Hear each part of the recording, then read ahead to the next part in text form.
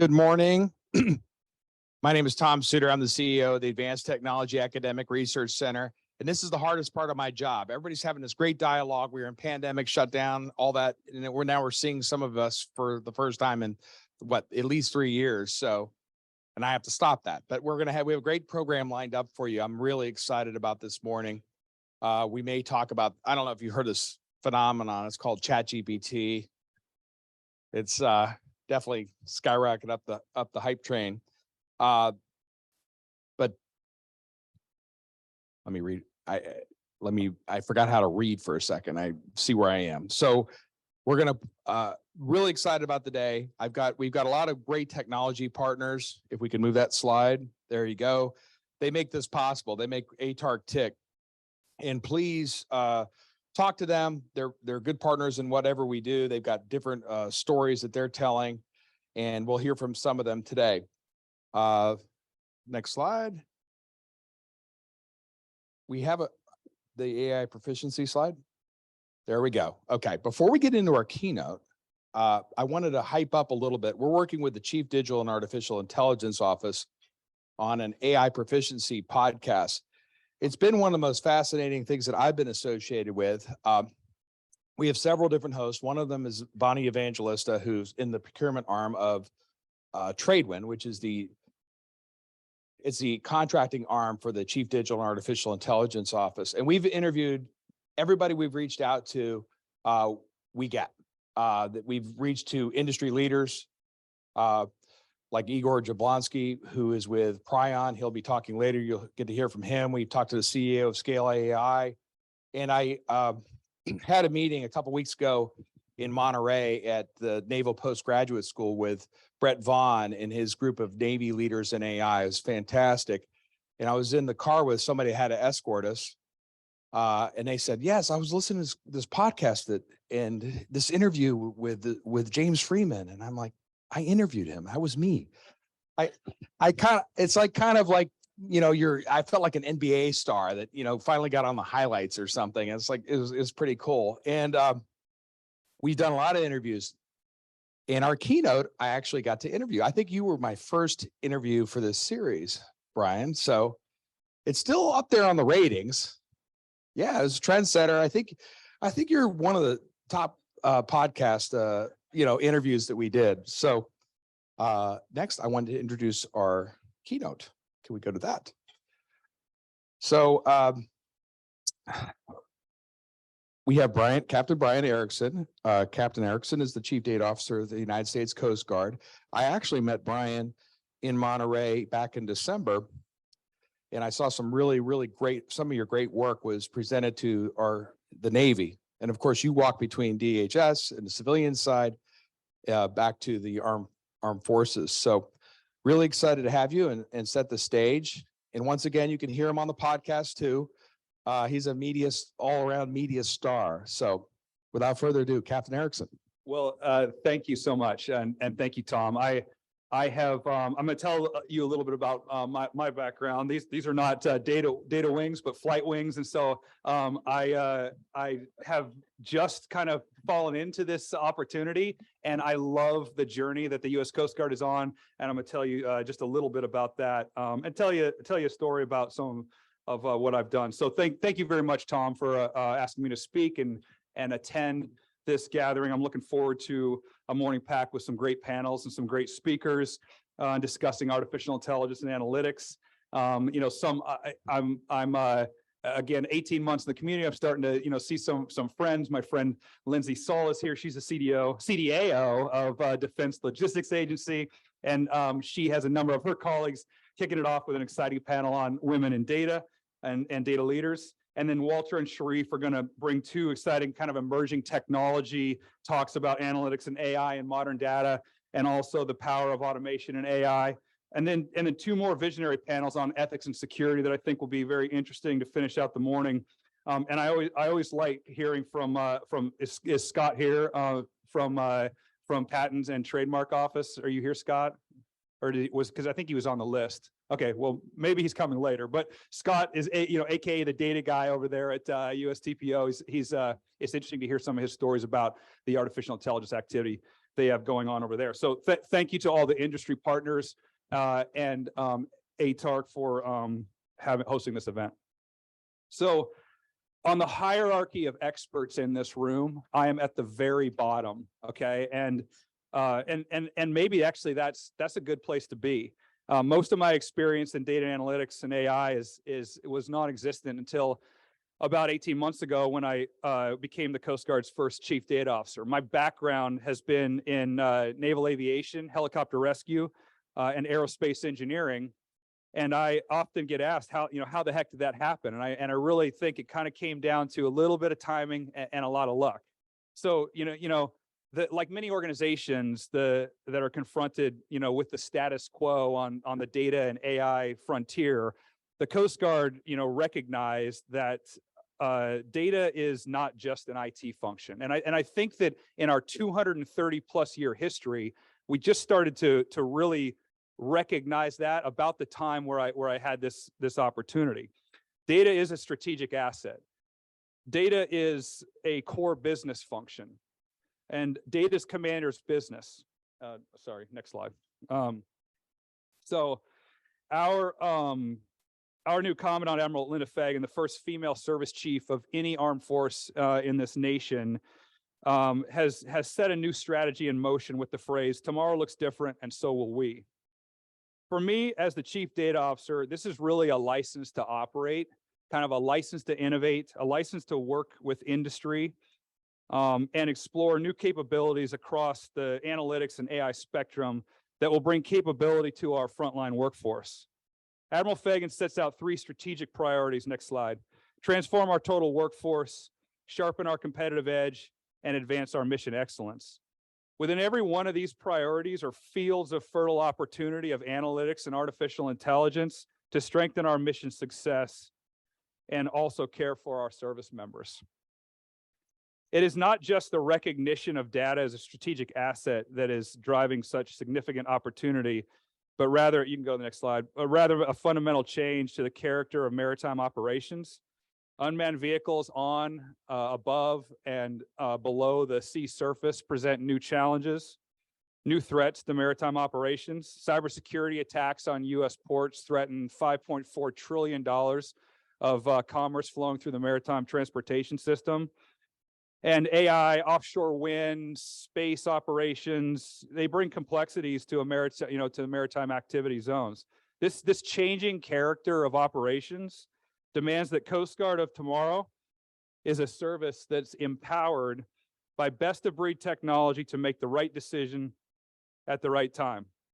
So I want to tell you a story of that kind of walks a little bit away from data, just so that you can kind of get a feel and an understanding of what an operational, what I truly believe is an operational service does. And it's a story that I was able to share myself when I was the commanding officer of Air Station Savannah. This was the last operational assignment that I had before I did a 1-year tour at school and then became the chief data officer.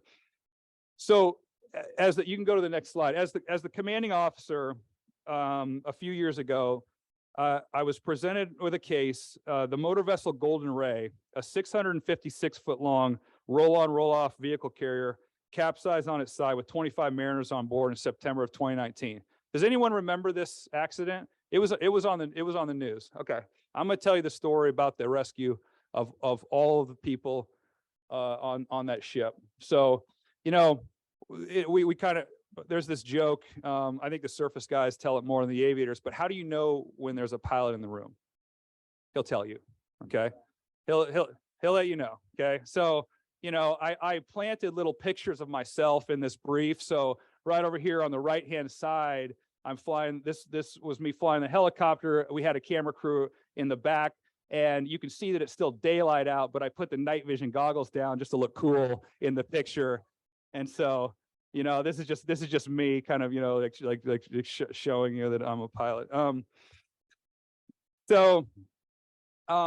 The National Transportation Safety Board determined that this mishap, the probable cause of the capsizing of the Golden Ray, was the chief officer's error entering ballast quantities into the stability calculation program which led to his incorrect determination of the vessel stability and resulted in the Golden Ray having an insufficient riding arm to counteract the forces developed during a turn while transiting outbound from the Port of Brunswick through St. Simon Sound.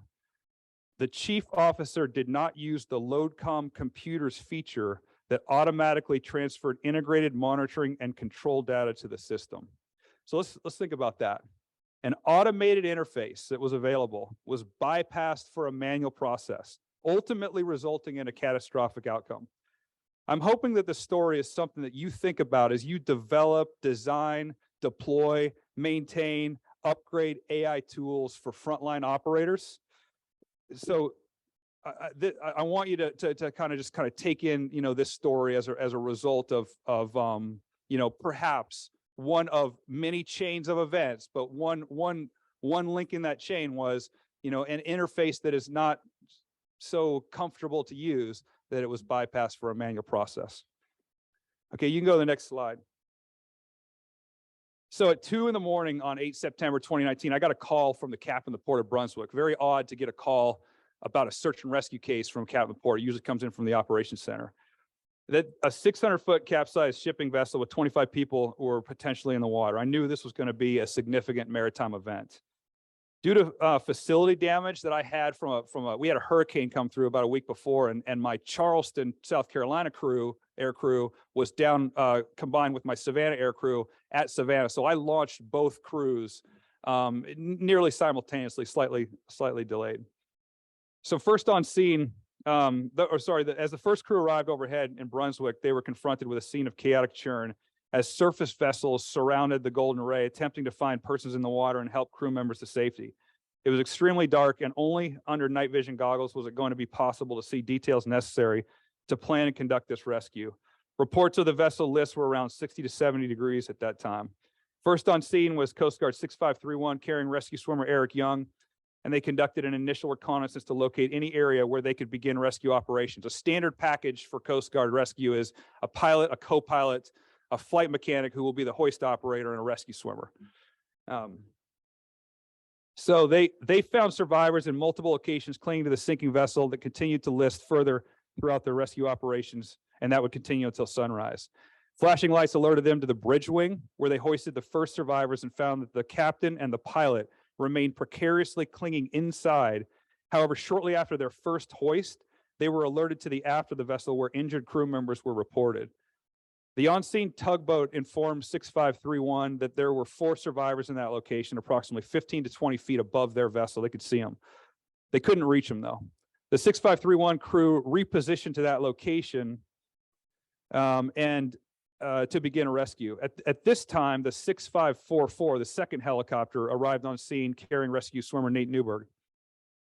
So the 3-1 established a holding, or rather the 4-4, sorry, established a holding position, and then they waited until the 3-1 was done with their activities. We don't want to get too close between the 2 helicopters conducting simultaneous rescues. The 3-1 crew established a hover over the basketball court, which was now sideways. When Petty Officer Young reached the deck, he identified 1 survivor with a leg and back injury as well as neck trauma. He prioritized the injured survivor as the first to be hoisted from that location. By this time, their aircraft was fuel critical, and the injured crew member needed attention, so they departed the scene with the first 2 survivors of the rescue. The second aircraft, 6544, moved into a location suitable to rescue the master and the pilot that were stuck inside the bridge. So on the left-hand side is a picture that they took from the 4-4 as they were waiting to, right after they had delivered Nate Newberg. And Nate is inside. You can kind of see him through the window. You can see where the captain was, kind of behind a panel in the back in the bridge wing, and then the boat pilot.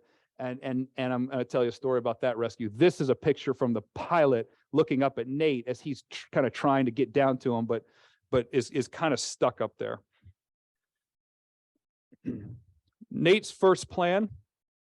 So when 4-4 looked for a suitable location, imagine this chaotic scene as Nate approached while he's being lowered from the hoist. He believed that survivors were likely assembled on the upper bridge wing and a rapid recovery would occur.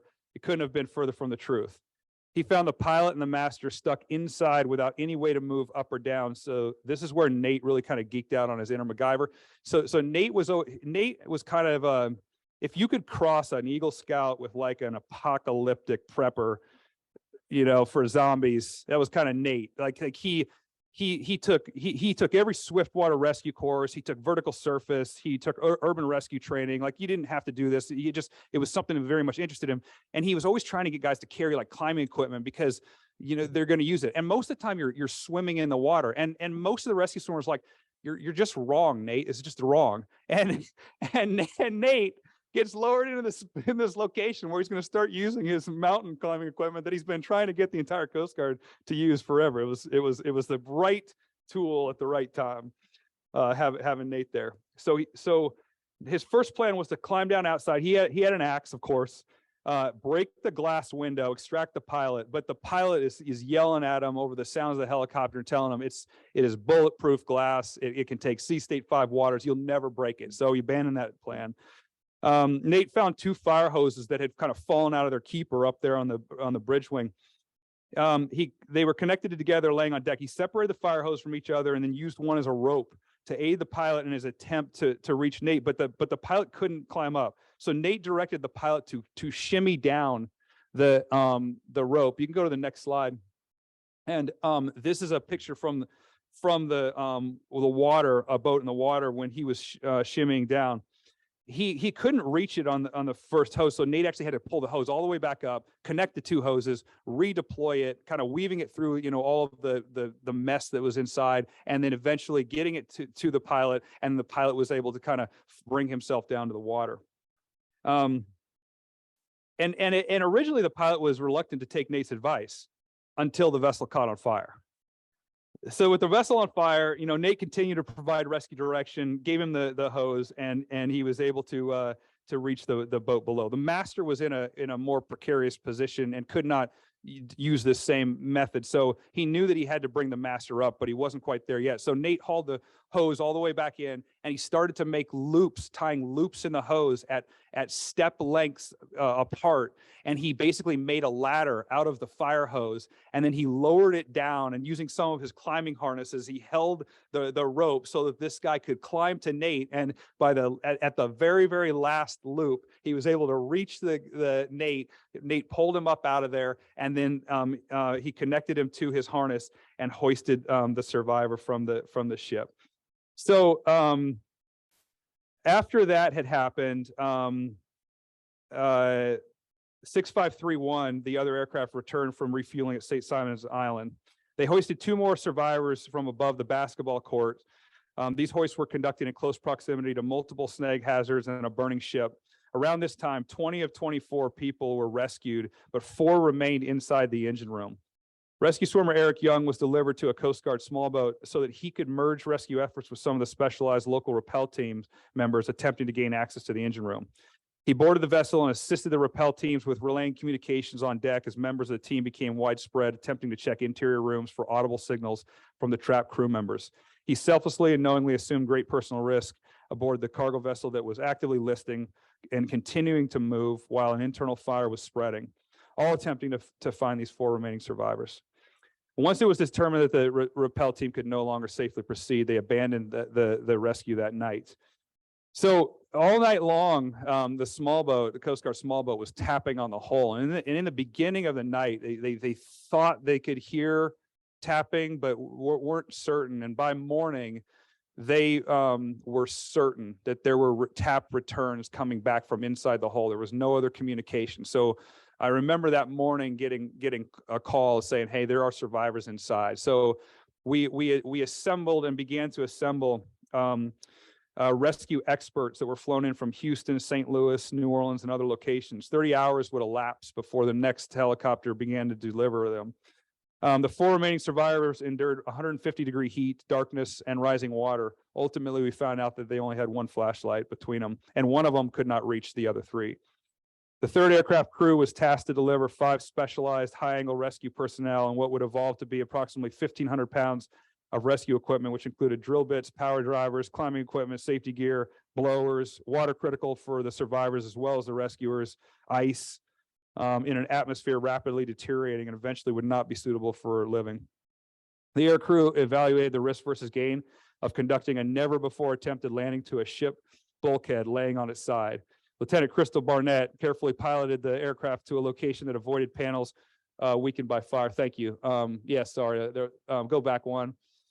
By morning, maybe one more. This is the scene as dawn broke. The vessel continued to list. It's not in its full 90-degree position yet. You can go to the next one. Again, that morning, fire still burning, and you could see that the smoke, it was even over the area where the pilot house would have been. One more slide.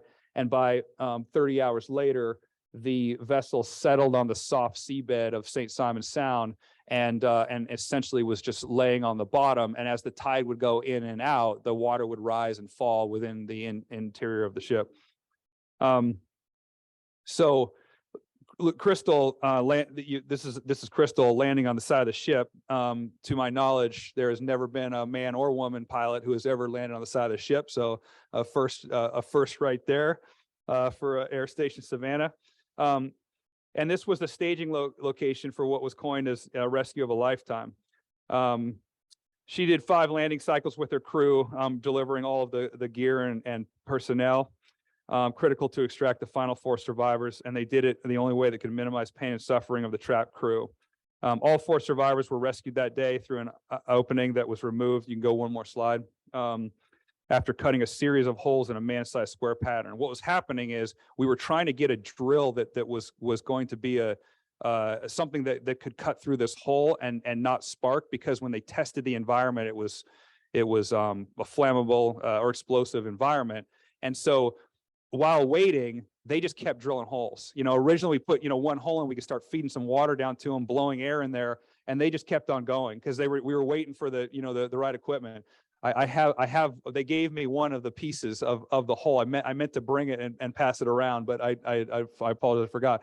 But so obviously we built this man-sized hole and began extracting the members. All 4 survivors were rescued that day through an opening that was removed after cutting a series of holes.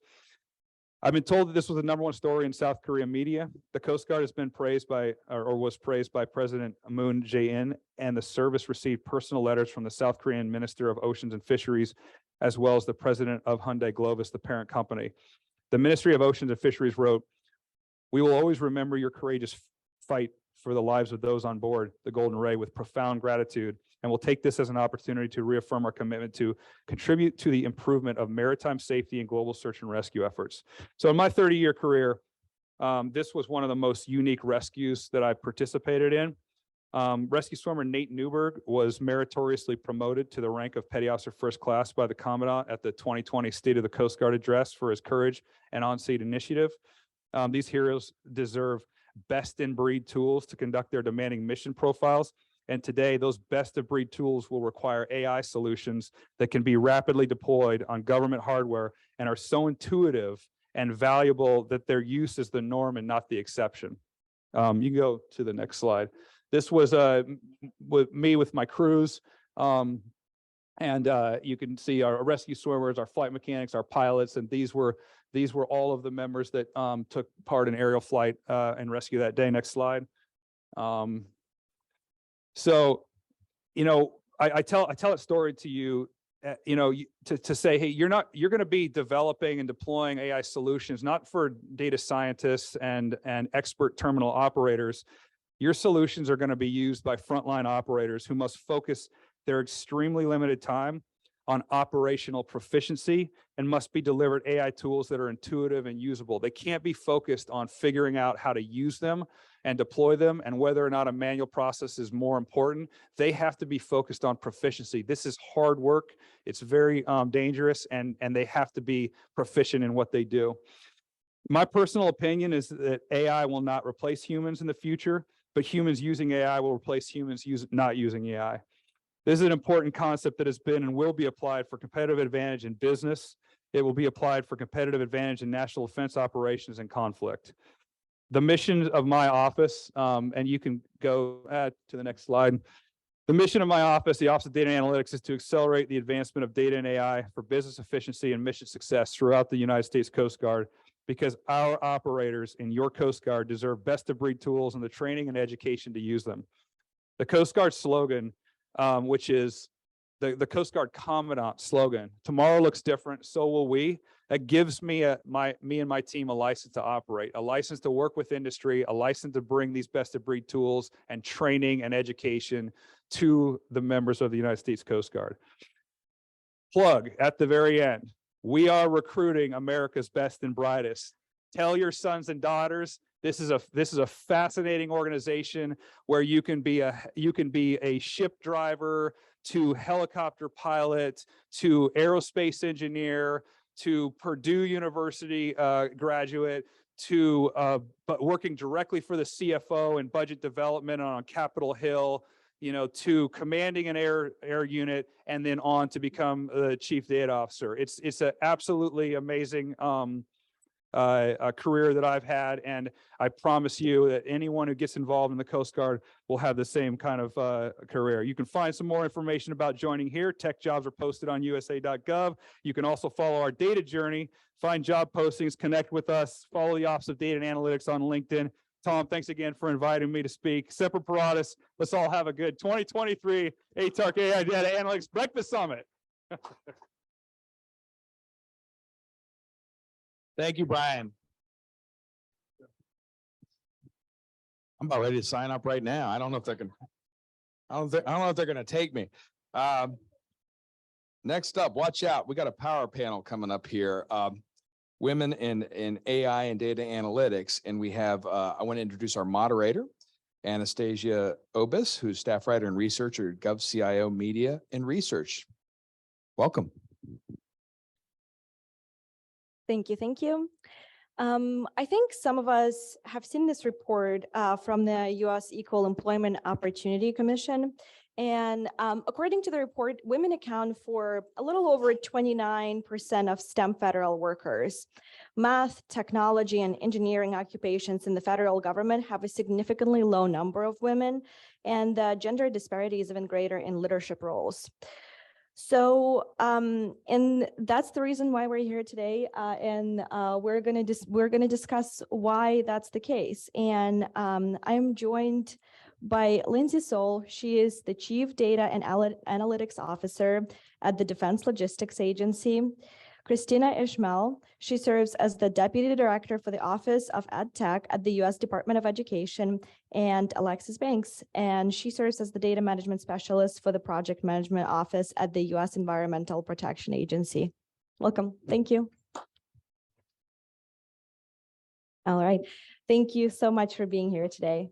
So what I wanted to start with is I'm curious, what prompted you to pursue a career in government? What was attractive? What was so appealing to you? Was it the mission? And could you talk a little bit about the trajectory of your career?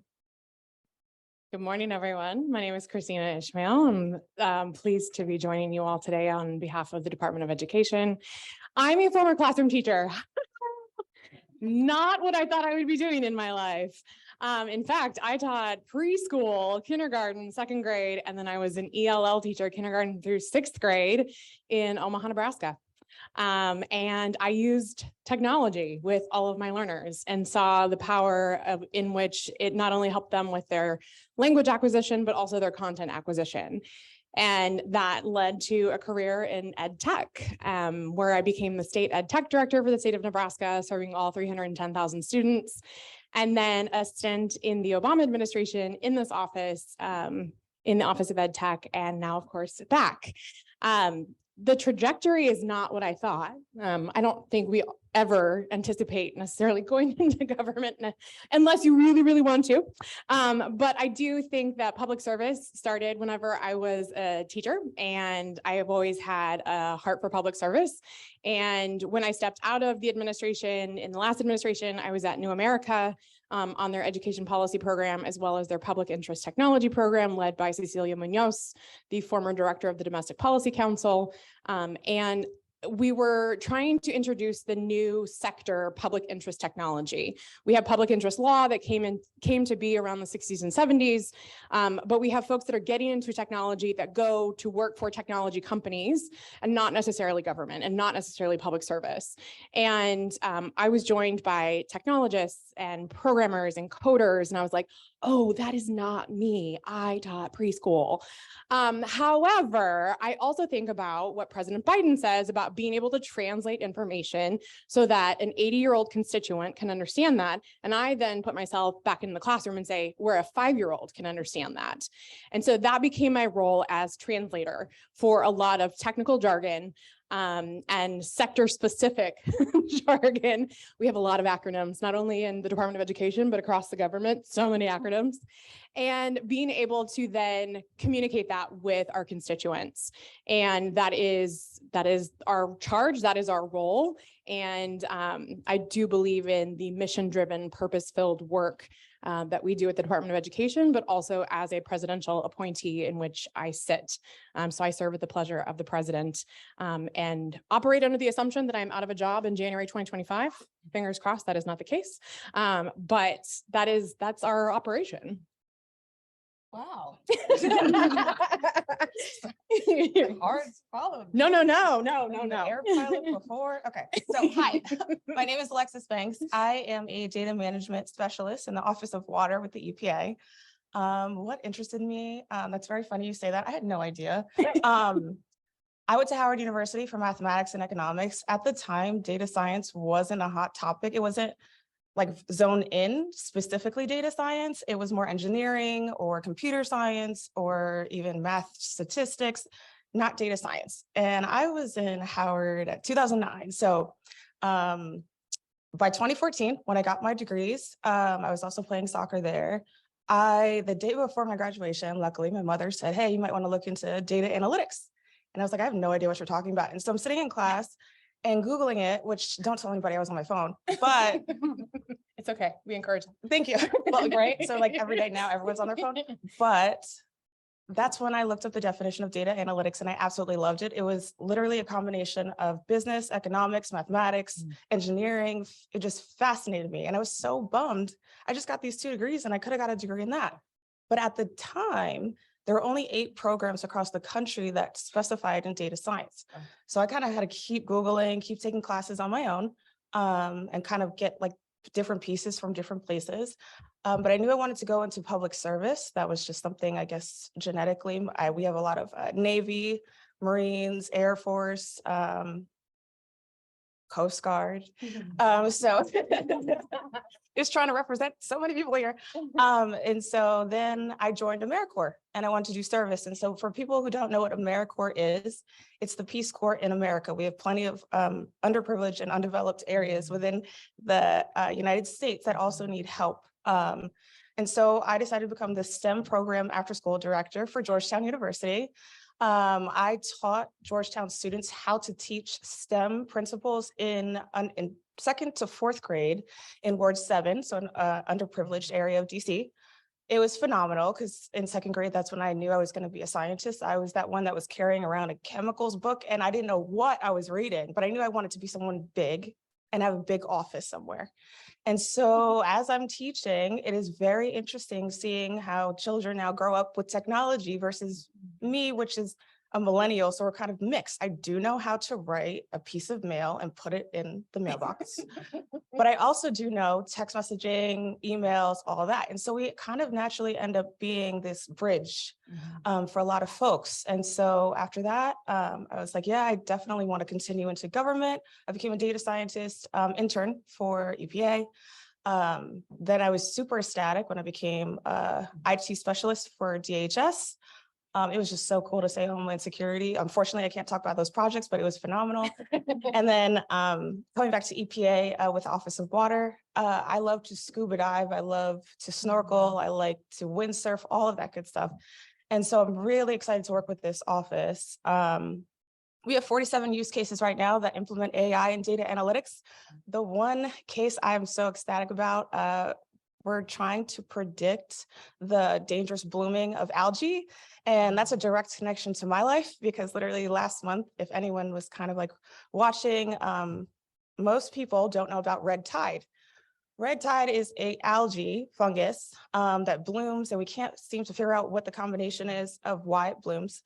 But it's very harmful for humans and a lot of people don't know it, but they still go to the beach and they swim and they drink it and it becomes a week-long hospitalization with issues with their respiratory system.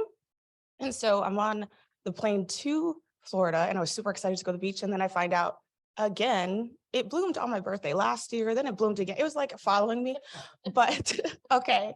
And so then I'm back on the plane back to DC and so many people are coughing and so many people are sick. So I'm very, very excited to work with the AI subcommittee group here at EPA to help kind of cultivate that project because I want to help people. And I think that's what got me into public service. Because do not get me wrong, I think about it every day. If we were in private sector, the amount of money we would be making, and we're not here for the money at all. We're here for the service and helping people. And so then I finally got my master's in data analytics. I focused a lot in cybersecurity, big data, as well as logistics, but I really wanted to hone in on being an analyst because most of my conversations with folks is translating technology. And so there's a lot of resistance when it comes to technology in general, but because we have such a crossover in generations, it's almost like you have to, I sit with my Gen Z, and then I'm also talking to these, I want to be very respectful right now, my elders. And it's just like what was available at the time is very different. And I'm very well aware of that. And especially when it comes to women and having the ability to even be in this position, I give kudos to both of these people because I look up to both of them. But it takes a lot of guts just to be up here. And as you said, 29% of women, that's insane, but also true. When I get into a meeting, I'm super not nervous because I geek out on data analytics, but I do not see a lot of people that I can relate to. And that's why I'm up here, no matter how hard and nervous it might be, but I represent a lot of groups beyond just women. So yeah, that's why I'm here. No. Thank you. Lindsay? That was great storytelling. And I think I need to do something with education after this. You guys are both inspiring me. Come on over. That's in my next life. But I think I'm one of those weirdos who always wanted to go into federal service, just for the same reason that you both mentioned, helping people, really just making an impact at a policy level. So I started off my career as a social worker in South Florida, working with elderly, and I got my undergraduate degree in psychology. And so really I went from more of like the focus with individuals and really kind of being in the trenches to recognizing that I wanted to have a voice when it came to making certain decisions in policy. I went on to get my PhD in social and behavioral health from Virginia Commonwealth University, heavy in statistics and research background. And then from there, I went on to the federal service. I entered the federal service through the Presidential Management Fellowship Program.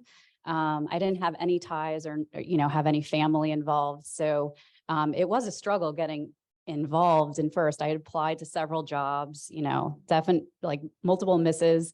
But then once I applied for the PMF program after doing some contracting work at Walter Reed for a little bit in research, and I made it through the multiple rounds of interviews. I went on to land a position at the Defense Health Agency in the Office of Innovation. And I was part of the first cohort of Presidential Management Fellowship STEM. So that was really unique as well. And I think really helped propel me into a career that is STEM related in the federal government. So I thank OPM and federal government for creating those opportunities for women, because without it, I don't know that I would be here, to be honest. So that was a really great opportunity. And then here I am now at Defense Logistics Agency, not a logistician by trade, still learning. I'm going on my 5th year there, the longest I've ever been at any particular agency, but went from a strategist helping the original chief data officer to now being the chief data and analytics officer. They expanded that role to be more encompassing. And, there's lots of challenges, some that we'll talk about here today, but really excited to be given this opportunity and to be sitting beside these wonderful women. Thanks for having me.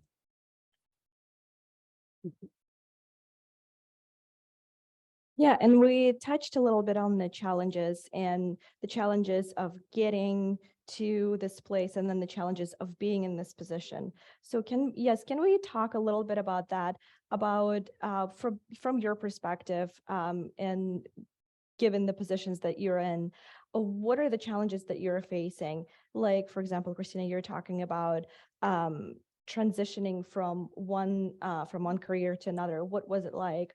Lindsay, you were at the DoD. What is it like to be in the room in a very male-dominated environment? So yeah, could you talk a little bit about all those things? Sure. So working in the Department of Defense is historically and generally, when you go into leadership roles like the one that I'm in, and even above me, it is generally male dominated. So we talk about, promoting STEM and careers for women.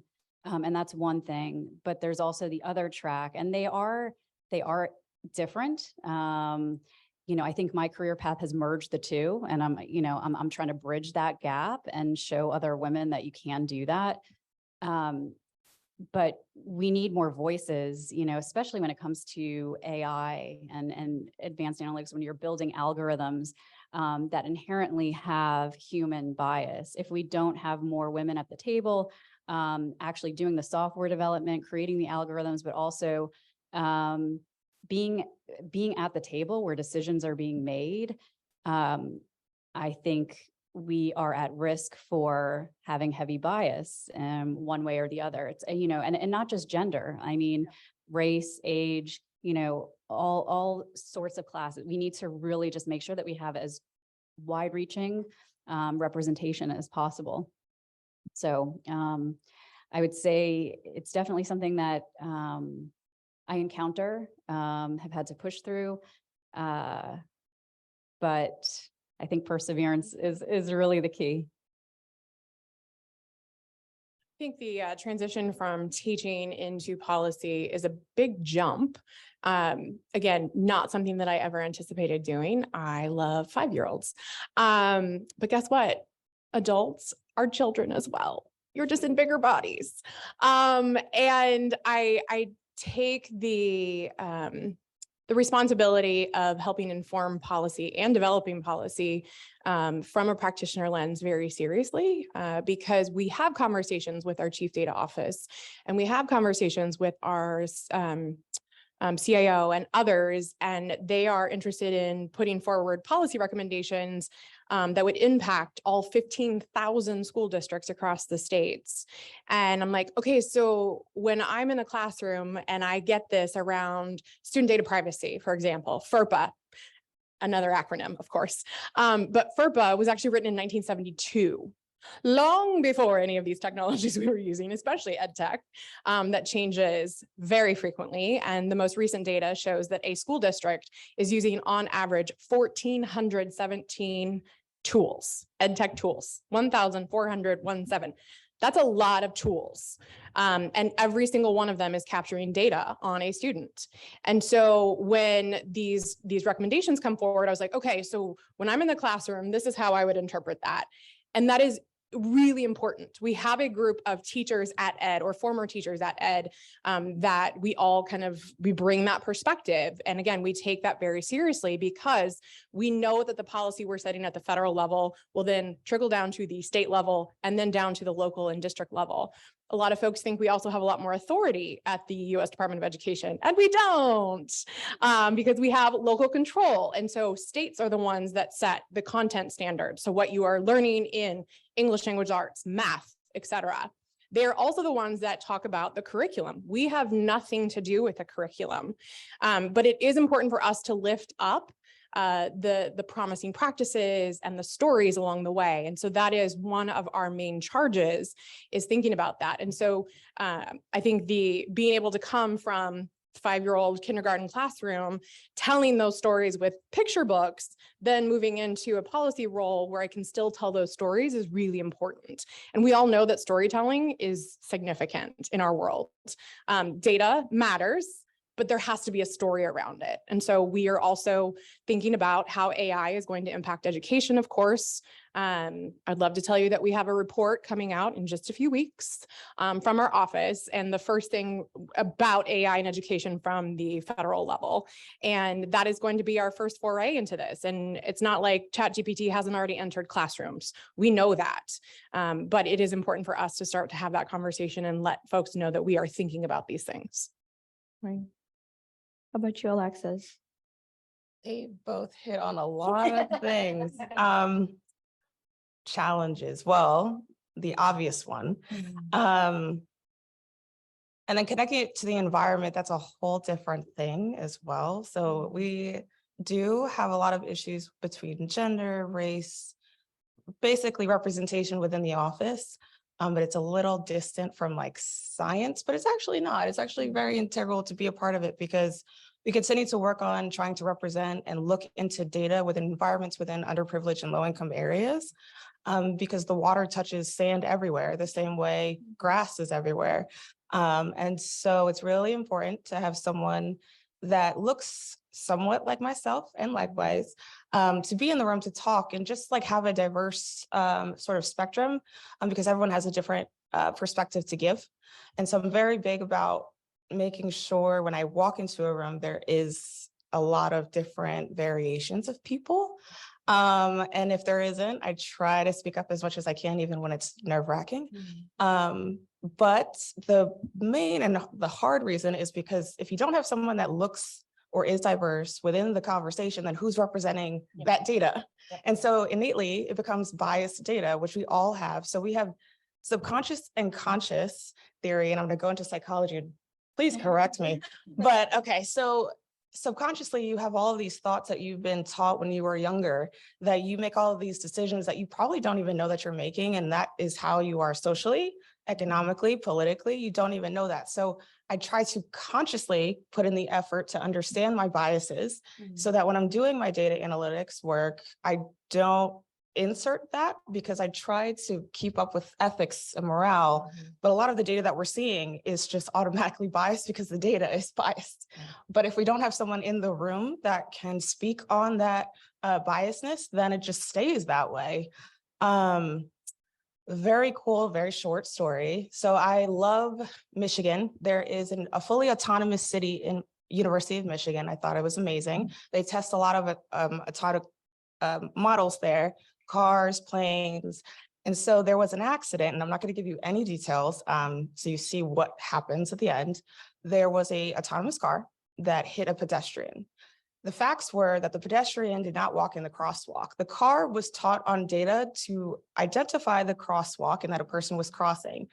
It wasn't the problem that the person was jaywalking. It was that it was a female. Most of the data in the data set was 80% white men. And unfortunately, the woman was Latino. And so she was dangerously injured, but there was no one there to say, this data set is so skewed. Unfortunately, she was injured by this car. And so a huge other big part of why I want to be here is to make sure that we are very open-minded when it comes to data sets, and that we include a lot of minority people, not just women, but of all groups within women, because women is a very broad statement. And so every day I just try to, as you said, push through. It is not easy. I always ask people, do you want to do this? Because there's just so much pressure, but at the same time, it's so cool when you can take and extract all of that data. And it's super important to get into education so that you can translate it into a story that makes sense to get buy-in so we can do better. Yeah, and we talk about biased data sets, and we talk about trustworthy AI, what it means to have a trustworthy AI, and no one has answers as of yet. But that's one of the components of it, to have representation at the table when we create those AI systems. Yeah, and now I'm curious about initiatives that exist within the federal government. What kind of initiatives do you see in various agencies that you think work to promote this representation at the table? What exists within your agency? What do you think works? What do you think we should move away from? I can take this one. Yeah, Yeah. Sure. On a roll, I guess. Yeah. Okay, so I know for the government agency wide, there are different programs for interns to come into STEM. It really does start at the high school level and then the college level to encourage women to get into STEM education. However, there was an alarming statistic that came out, I believe, from Deloitte, that 68% of women who came out with a college degree in a STEM field did not actually get that internship or that job. So there was no opportunity, regardless of how much it costs to go to school now, and no motivation to stay within that subject. And so I'm really happy that the government has provided all of these kind of like programs that kind of force or say, welcome, we do want you. At the same time, we are competing with the private sector. And in the past, the federal government has been ahead when it came to benefits and pay. And now, I mean, my little brother jokes on me all the time, Lex, if you were in the private sector, you'd be making so much money. Yeah. And I was just like, yeah, but I want to do a bigger thing, a bigger purpose. And so I know at the EPA, we do have those intern groups, and I try to always reach out to see if we can grab a few so they can get some in action experience. But it's really trying to make sure we have the retention. Like, it's not even just kind of marketing to me why this job is like amazing for being in the federal government. It's also like why I should stay here. Because I have to think every day, there's all these different data positions coming out. And actually in 2021, the federal government, the way we are paid, that's public knowledge, we have grades in series. It is very common to hear IT specialist and program manager. It is uncommon to hear data scientist specifically. And so the mega difference to me is like, yes, I am an IT specialist, and yes, I might be a program analyst, but I also went to school, American University, and it was really hard to be a data scientist. And that's what I want to be labeled. And I want to know, if I leave the federal government, how would they know that I actually had experience being a data scientist? So the government caught on in 2021 and created a new group series called 1560, as opposed to 2210, which is specifically for data scientists. And that's great, so that they're kind of acknowledging that data science is its own thing, and it needs to be acknowledged that way. Yeah. Anyone else? Lindsay? We have a variety of things, I think, about the Department of Education. It is a female-dominated field. However, in leadership roles, it is largely cishet white men that are in the leadership roles. And so we have our own work to do within the sector, but then also within the federal government. It is about recruitment and retention. Secretary Cardona released the priorities that he is working towards as an agency back in January, and it's called Raise the Bar, Lead the World. And part of that is around teacher recruitment and retention right now. We know that, whether we want to acknowledge the fact that teachers are not necessarily paid, like you're saying, a livable wage sometimes. So that is an important thing that we're continuing to advocate for. We also want to make sure we're inclusive and representative of our student population. The majority of our students are actually students of color, and they're not seeing themselves in the education workforce. At Ed specifically, we also have affinity groups whenever you do onboard. So I'm part of our LGBTQI plus affinity group, which also includes allies, which is great. But we also have like parents at Ed and teachers at Ed. And that is a great way for us to work across the entire agency. Out of 3,600 people across the agency, the majority of the career staff members are teleworking, and political appointees are in the office every day. And so that's a great way for us to connect and kind of build those relationships. I would also say, as far as the initiatives that we have that are AI specific, our office is leading that work around AI in education. We do also work with the Institute for Educational Statistics, IES, which is an independent arm that is part of the Department of Education. Also, only one data scientist in the entire agency out of 3,600 people. But we are working very closely with the Office of Science and Technology Policy, as well as the Domestic Policy Council at the White House, who are leading the national AI strategy, as well as the ones that released the blueprint for an AI Bill of Rights back in October, if you're familiar with that. And so we continue to advocate for education to be a part of all of these conversations. It's just challenging. So at Defense Logistics Agency, we have two different programs that I can identify. One is called a PACER program that brings in people right out of college, starting at a GS7, target 9 or 11. And it really opens their eyes to different parts of the organization, and they can land really anywhere within the business or within information operations. Nothing specifically targeted to women, but I also want to identify, we have a mentor-mentee program that is with GS15s and 14s that are assigned a match. And I just recently met with a mentee that was referred to me to see if there were any opportunities in our organization. And so that's a really great way. And we just started that. I think it's long overdue. But it's a great way for women across the STEM field to really step into that role and help catapult, other women entering into the agency, or maybe midway through their career, kind of seek out other opportunities. So I would also say that that the thing that we haven't talked about yet is just, how do you actually bring in new talent into the government? And in the readings that I've done, the studies have shown it's not that we're not marketing enough, or we're not presenting the opportunities, because I think we're doing a good job, especially in the last 5 to 10 years. I think it's a matter of, like, when the rubber meets the road, when you actually have those conversations, to your point, is, really, really talking to them about what matters to them. I mean, it's kind of those intangible things that we care about, that maybe others don't. So I think that those conversations are really important to have, making sure that you have people like you who have kind of encountered similar challenges, or at similar stages in their lives, to really talk to them and really bring them in to make sure that that's something that they can see themselves doing. I think we could lead a workshop on how to write a federal resume. Sure. For women. Like, I think that would be right there. Like, that would be a start. That's a good entry point, because let me tell you, it is a process. Oh, yeah.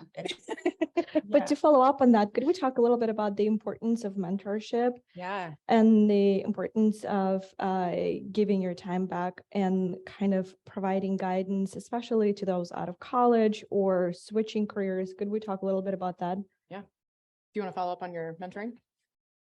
Sure. It's really in these roles that we're in, it is really hard to carve out the time, but it really is, I mean, part of the reason, and I had to remind myself when I first took this role, because, I'm leading an organization of 100+ people, dealing with so many stakeholders across the organization. You're charged with this new role that's still, like, CDO, still not really well defined. I mean, I think Gartner cited, like, we're on the 4th or 5th iteration of CDOs, and we're not more product driven now. And, we have to make sure that we are measured across certain KPIs and OKRs and whatnot. But so we have that pressure, trying to show our value, kind of like the CIO role had to many years ago. And now they're even saying that, the CDO will become the next CIO.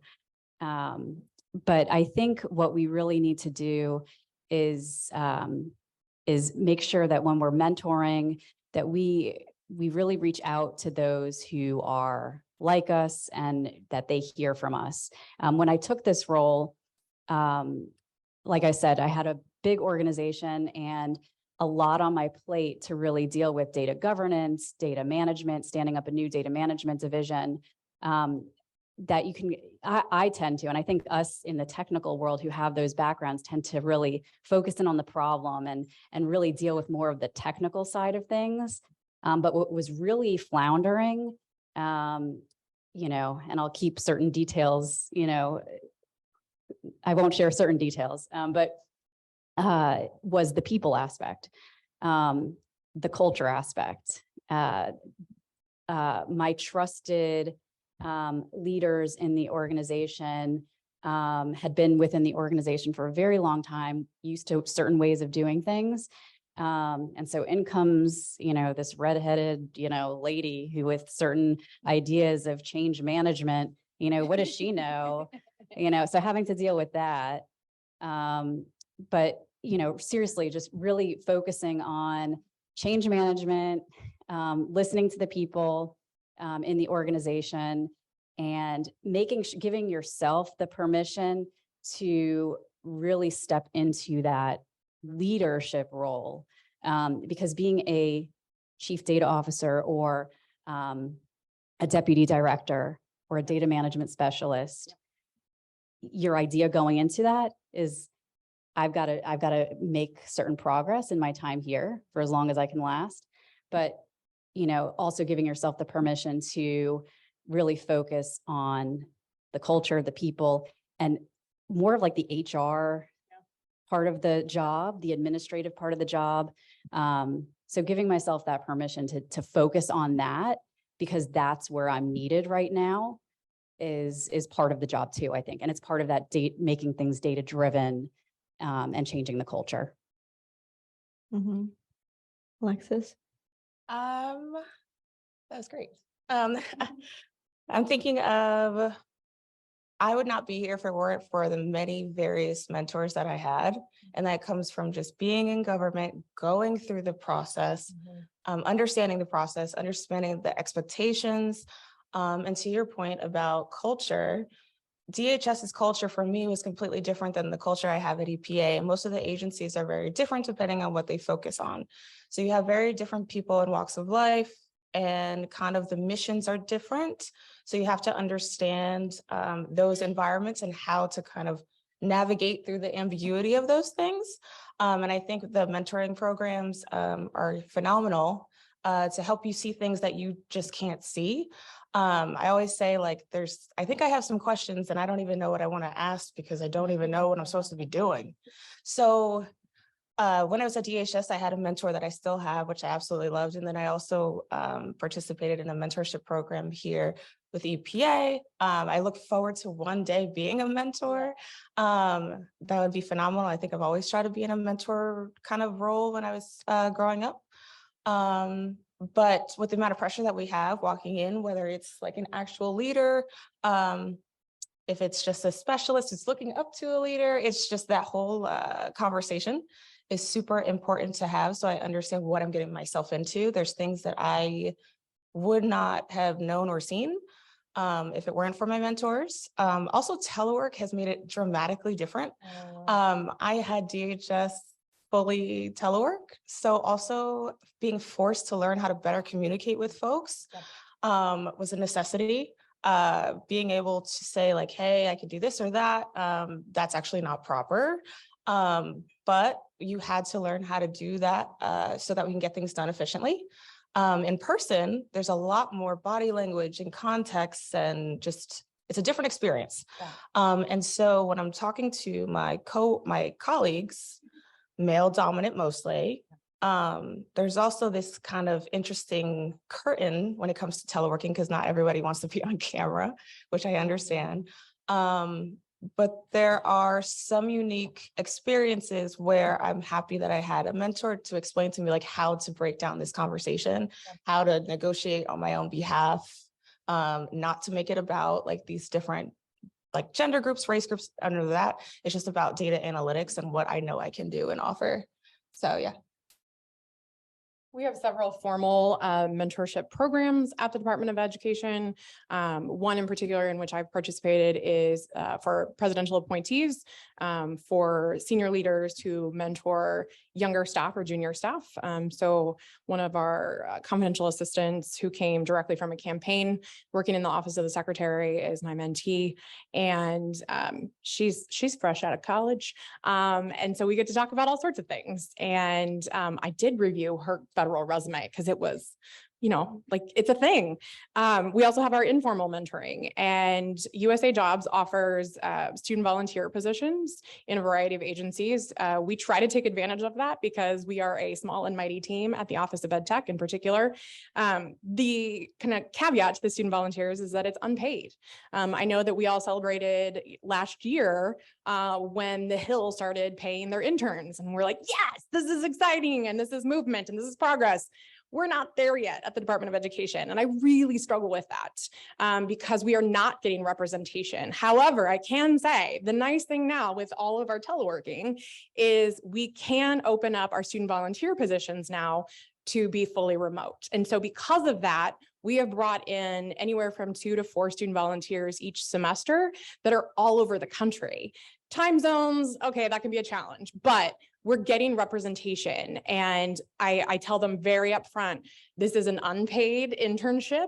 It'll look really good on your resume, and I can mentor you in that process. And that usually kind of, you know, invites them in.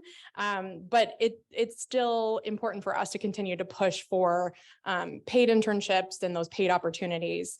And then back to your leadership role, I'm thinking about that a lot.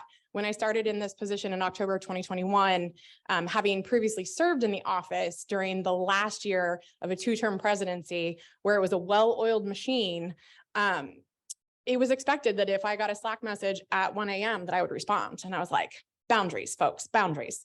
There is no emergency in ed tech. There might have been in March and April of 2020, but we're well past that. And so I worked really hard on those personally and said, we are going to live our lives, and we are going to cultivate a culture in which we can rely on one another and be open and transparent, but we're also going to live our lives. And that's been really challenging.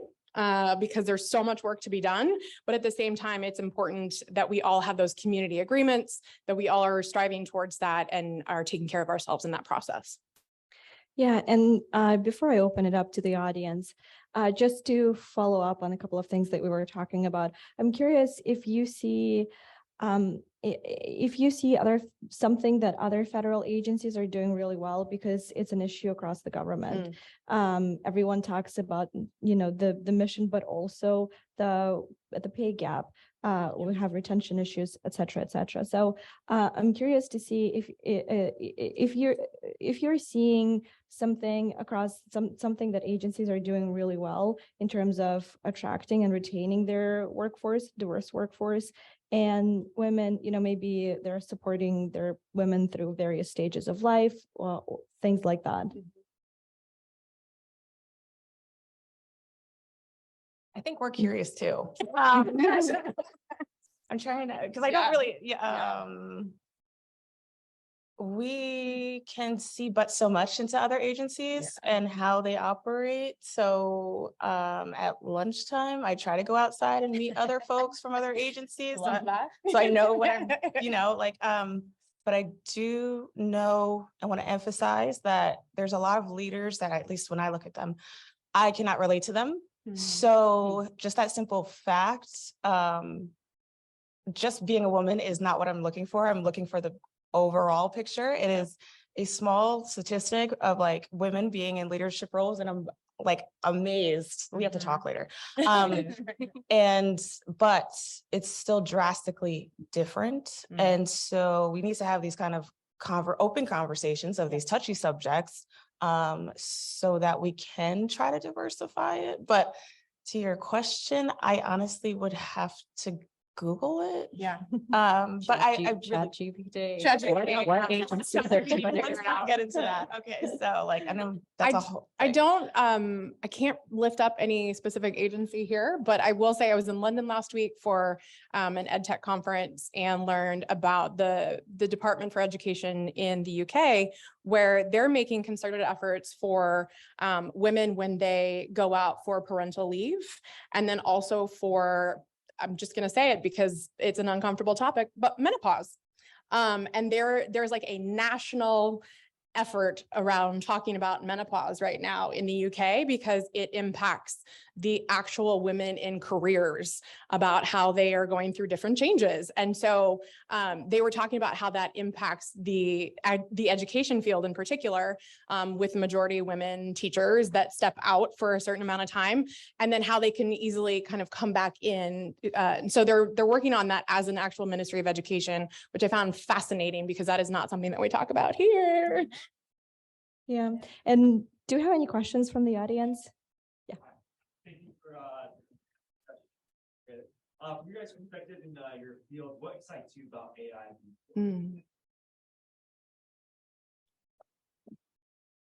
Honestly, I'm thinking about the burden on teachers right now. We have thrown everything at them. If you think about what we did at the beginning of the pandemic, we were all trying to survive, but also provide continuity of learning. And then we haven't taken that away. And we know the data that shows the impact on social, emotional, and mental health on our students, but also on our educators right now. And so one way that we are thinking about this in particular is reducing the burden of rote tasks for a teacher. So, instead of me coming in and taking attendance every morning and then doing lunch count, that we would be able to use these technologies to do it for us. That frees us up to provide those more experiential learning experiences for students and more tailored, customized learning experiences for students. Got a mic here? Peter. Hi, Peter Frith from Annika Systems. I have a slightly controversial question, so please ignore if you don't want to answer it. A lot of what you've spoken today is about attracting women to the federal government in federal, and for federal positions, veteran preferential hiring is a huge aspect. Yep. At which veterans are predominantly male. Yep. What is your opinion and thoughts on how that impacts both people being able to get jobs within the federal government and attracting women within the market? Thank you. That is a good question. Not a softball. That's a really great question, probably above my pay grade, but it's. No, that seems like a real systemic policy related issue that's really important. And I don't know how to really tackle that. I can try. Yeah, go for it. Go for it. So there was a position, this is on my behalf, this is not on behalf of my agency. I applied for a job and I was ecstatic about it. And I was deeply outbidded by veterans. And you're absolutely right, it was male dominated veterans. We just have to continue to have the same conversations as we have here with federal government across armed forces as well. I'm very, very confident that they do have those conversations. But it's always a work in progress, I think. We talk about these things like we want change tomorrow, but like change doesn't happen that quickly. And applying for a federal position is very difficult. I had to study a lot. And then I have to think about who I'm competing with as well. But I can't control everything. So I hope and pray that they have the same type of conversations. And I'm going to leave it at that answer. Got a question over here? Good morning. My name is Marina, and I'm actually in the Army and getting ready to transition out of the Army into the private sector. Or public sector. Or public sector. Although I'm in a position where I've spent a lot of time working for not a lot of money, so I'm ready to potentially work for more money. But I have a couple questions for you guys. One, thank you for being here. This was part of the conference that I was most excited about, and you guys have done an amazing job.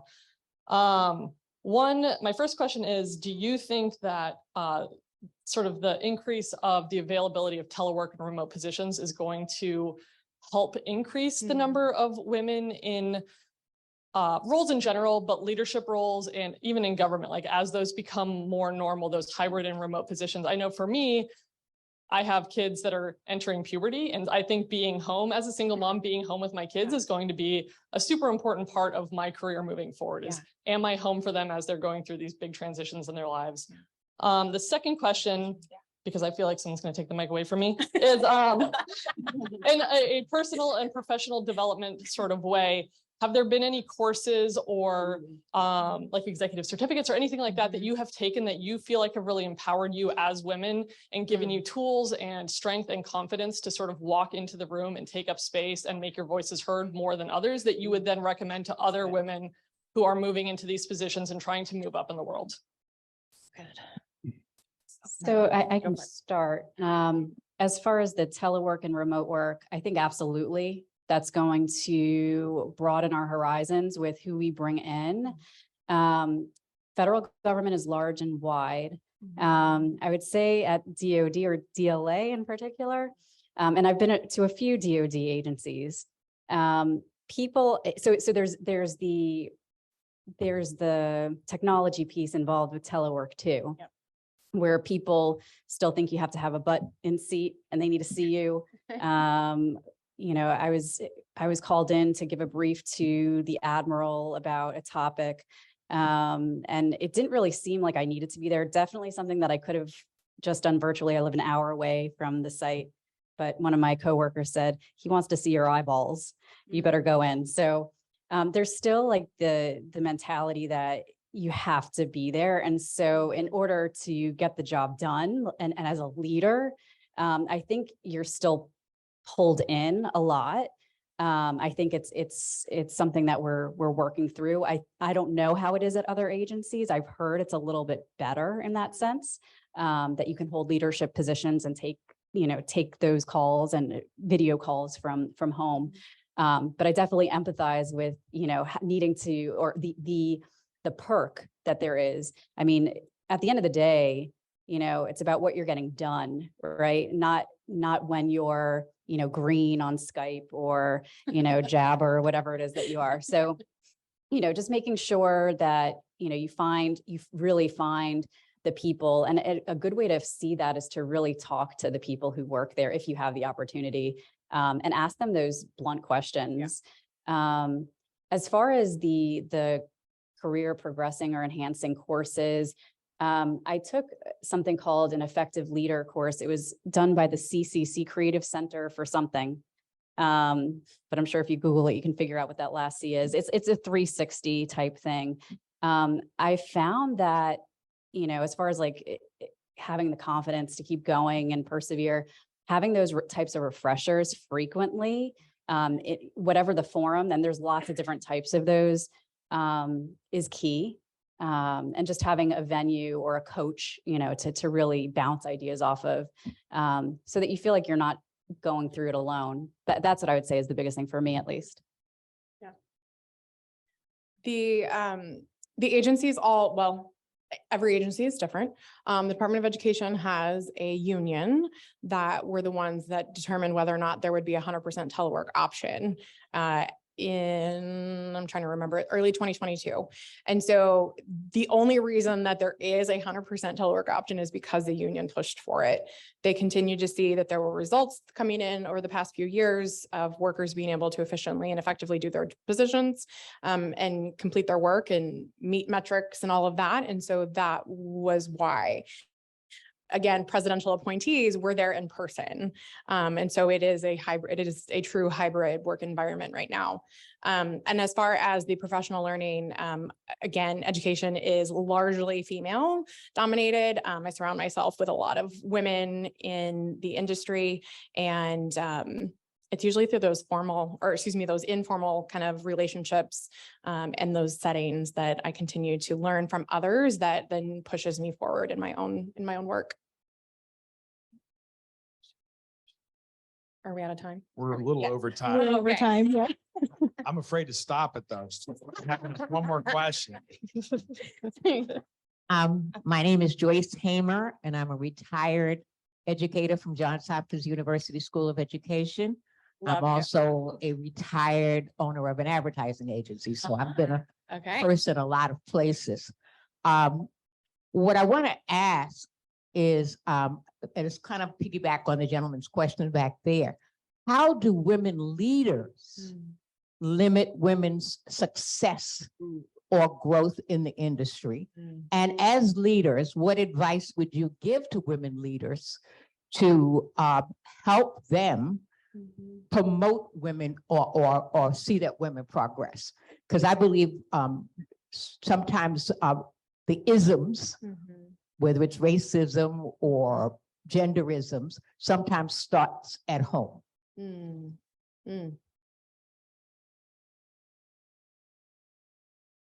course, that was a loaded question from my family member. We didn't practice it. No, we did not. Okay. Yeah, so I'm going to circle back to my mom. Phenomenal, intelligent woman. She emphasized that I could do whatever I could do whenever I want to do it. And it's because of that encouragement, I have done amazing things that I didn't think that I would be capable of doing. But not everyone has that at home. And so with my peers and my colleagues, I try to support their ideas, but specifically women, because I like to address that there's such a gap between the two groups. But yeah, I think it's a trickle down effect. And then if it's not, it's really just our love and interest for data analytics and artificial intelligence that we're more than welcome if you would like to reach out and just, have a conversation to get to know more just of what you can do, what classes you can take. Really, it's a lot of research and just like we can geek out on AI if you'd like. But yeah, it's really my love for the science and knowing that I am maybe one of a few, but it's also really exciting that you're one of a few too, because then you become, one of us and then the group gets bigger and bigger and bigger. So. Yeah, as far as like, how do we help other women? I've had women who have helped me, and then I've also experienced women bosses or leaders who have hurt me, or who have tried to push me down. I think you would find that probably, we would find that with male leaders too. I can probably identify the same situation on both sides, to be honest. It's no different. I think, with women, there might be like that zero-sum mentality where, because there aren't that many women in these spots, you have to fight, claw your way, and compete. We shouldn't really be thinking like that. Yeah. And there's lots of opportunities to really help other women. But I think it just, it goes down to just reaching out to your peers, the people who you work with, the people who you lead, who are on your staff, really just taking the time to mentor them and, let them know that there are career opportunities for them. And if they need any help, to reach out. So I think it's, on that personal level, just taking the time to really help each other. And I will say that I identify obviously as a white woman, and I'm very aware of how much I talk. I love to talk, but I also need to step back and let others talk. And that's really important. That is part of our community agreements as a team, which is based off of Gwen Singleton's work, Let's Talk About Race, where it is equity of voice. And so we are very, very intentional about that as a team. And then we try to model that for other teams. And so it's kind of cliche, but like it's empowering others, and that's really important. And so it's taking a step back as a leader as well. Yeah, thank you. So I'm sorry, we're over time. Thank you so much for taking the time to talk about this topic. Thank you. I don't think we're gonna have any complaints about running overtime. We'll let it go this time.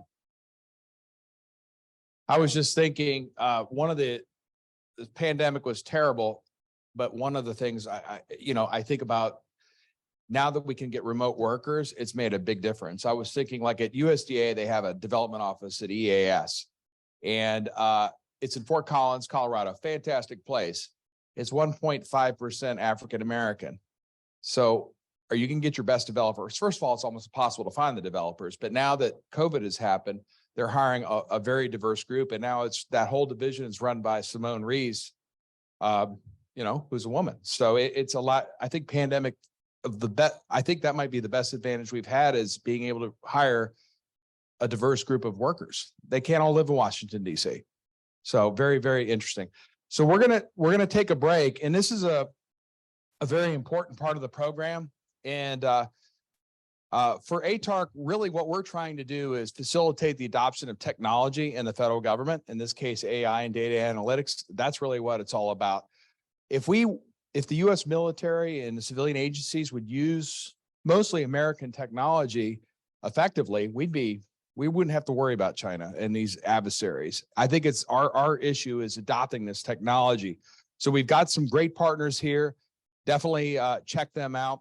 One of the things, it's not widely known, but we are on contract with the Chief Digital and Artificial Intelligence Office at the DoD to help facilitate contracting, rapid contracting through the Trade-Win program.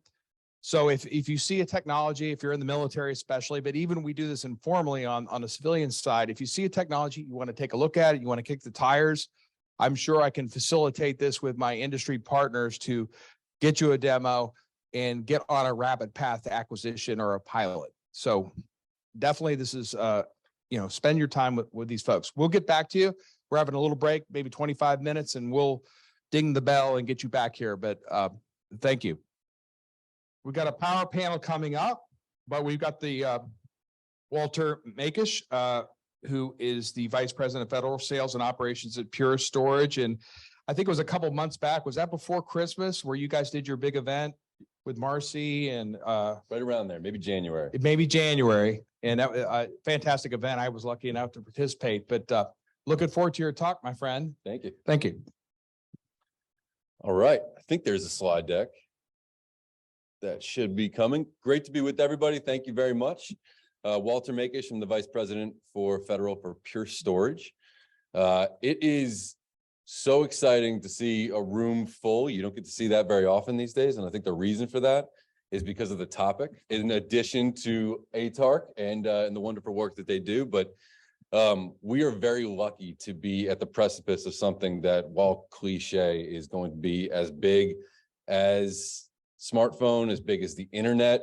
I hope everybody in this room agrees. It is just, it is really fun to be a part of it.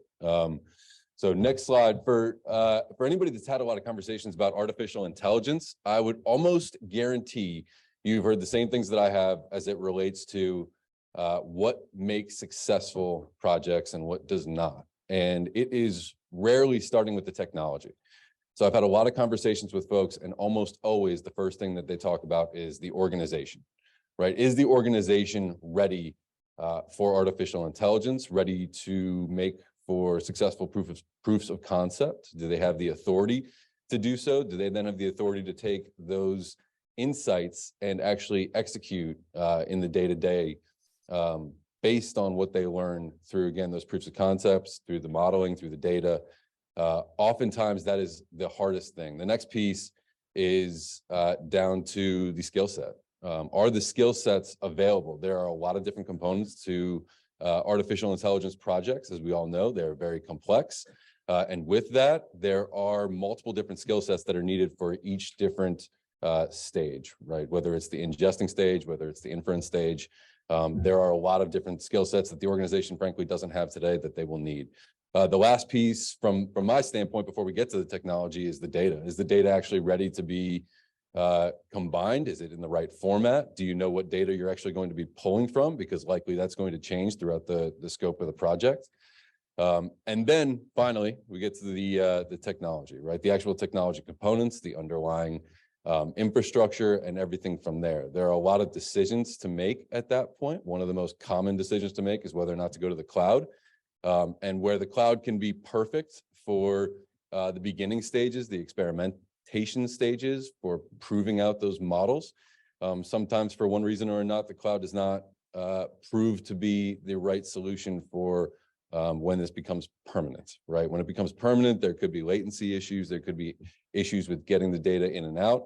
And there certainly could be cost implications, because again, the data sets that you start with are not going to be the data sets that you end with, and they are likely to expand or grow. Even the data sets themselves are likely to expand and grow.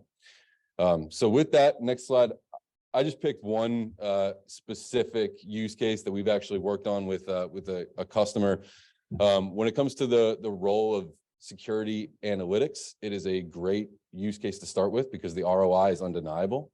Every government agency that we have is getting attacked, and therefore needs to be using the best, brightest, the skill sets needed, right? The data sets that are available in order to combat the threats that are constantly coming at you and constantly evolving, which is the kind of the best part of AI, or the reason that it's so exciting. Real-time threat detection is the first component of that, threat analytics, and that combined with the advanced analytics. One of the great things about AI within this use case that we found was specifically the fatigue as it relates to alerting, right? So the alerts are coming at government customers all the time, and that alerting can be very difficult to sift through. That's part of where AI for us had the biggest impact in terms of finding out which of those alerts were actually worth paying attention to, and then of course what to do about it. So next slide. Real-time processing, right? Historical context and management simplicity. So when we talk about the data requirements, these are the most important pieces. So when it comes to the real-time processing, are you able to actually do it in a way that is going to make it so that obviously the real-time aspect of it, right? That you're going to be able to act on it immediately upon having that inference. And usually if there's a manual process in there somewhere, it's not going to be immediate. So again, having the full system kind of set up from that perspective, the historical context is where we found a lot of the ROI comes in a big way, because evidence gathering, frankly, in the situation none of us want to be in, where you actually had an attack that unfortunately was successful at getting through. Being able to look at the historical context is how you find the origination of it, and also how you figure out how to present that evidence back in the case where, God forbid, there's an insurance issue or something like that. That has become very, very important to our customers and becomes part of, again, that the ROI that is key to all of it. And then management simplicity. It doesn't matter what aspect of artificial intelligence you're working on, because of the complexity of it, because of the multiple components to it. That management simplicity is going to be important, again, to any use case.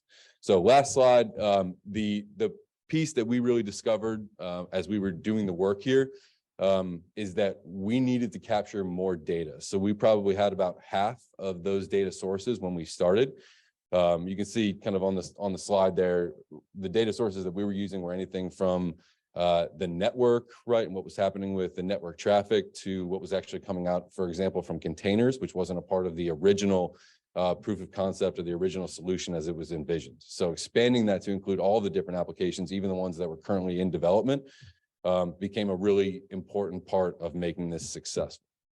The last thing that I'll just leave the group with today, and obviously I picked a security use case, so it's perfect for the upcoming panel, but the last thing that I'll just leave the group with is kind of back to where we started, which is how exciting this is. Industry is extremely excited and investing, right, wants to be a part of the future, however that future is going to develop. With that, we are hiring a lot of the best minds in all of these fields, and we want our government customers to be able to come and make the most of that, to make use of that, to have the discussions that are going to lead to the future. So for us, I have never seen a better time for industry and government to partner together to create the best outcomes, and frankly, to lead this evolution. Thank you very much. I look forward to partnering with a lot of the people in this room.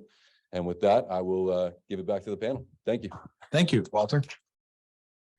While I have you here, just maybe go in a little bit more about that business case, because I hear from a lot of customers, they've got to make business decisions. Yes, it'd be great if I was 100% in the cloud. How do you see them kind of balancing that out once they go into production? Yeah, I have seen it. It's hard to go back and forth, right? We all know that. It's also extremely expensive to go back and forth. So understanding as much as you possibly can in terms of where you're going to get to is extremely important. I think that, there are multiple components to it. So most of it's going to end up in a hybrid cloud, which is really the most common architecture that we see. It's rarely going to be all on-prem or rarely off. But specifically, with this use case, it can be really tough because the data is so sensitive. We're proud to be building purpose-built equipment, right, for an infrastructure for these types of models and for these types of use cases. So, sometimes it helps to have the Ferrari when you're going to have something that's going to expand and expand and expand. And the more data you put into the model, the better the model is going to be. That's kind of the point. So, thank you. Yeah, appreciate it. Great. Next, we're going to bring up Dave Nazip here, and Dave recently is in got a new cover. Maybe tell us about your new opportunity and then dive into the panel. Thank you, Dave. Yeah, certainly. I'm now senior editor over at FedTech Magazine, doing great things over there. Very excited to be able to be up here today talking about securing AI and cloud tools again at an ATARC event and in person too. So rather than read off the list of panelists, I'll have you introduce yourselves and maybe you can tell us a little bit about something new regarding AI and cloud tools at your agency. We can just go down the line. I'm Landon Van Dyke. I'm with the U.S. Department of State. I'm one of their tech advisors. Obviously, State Department, we take care of all the embassies around the world. So we are in the cloud, but we also use edge computing. And some of the things we're focused on now is taking large, complex AI algorithms and chopping them into edge usable algorithms and starting to take advantage of edge computing and AI on the edge. Hi, I'm Damian Kostick. I'm with the Chief Data Officer at the U.S. Citizenship and Immigration Services.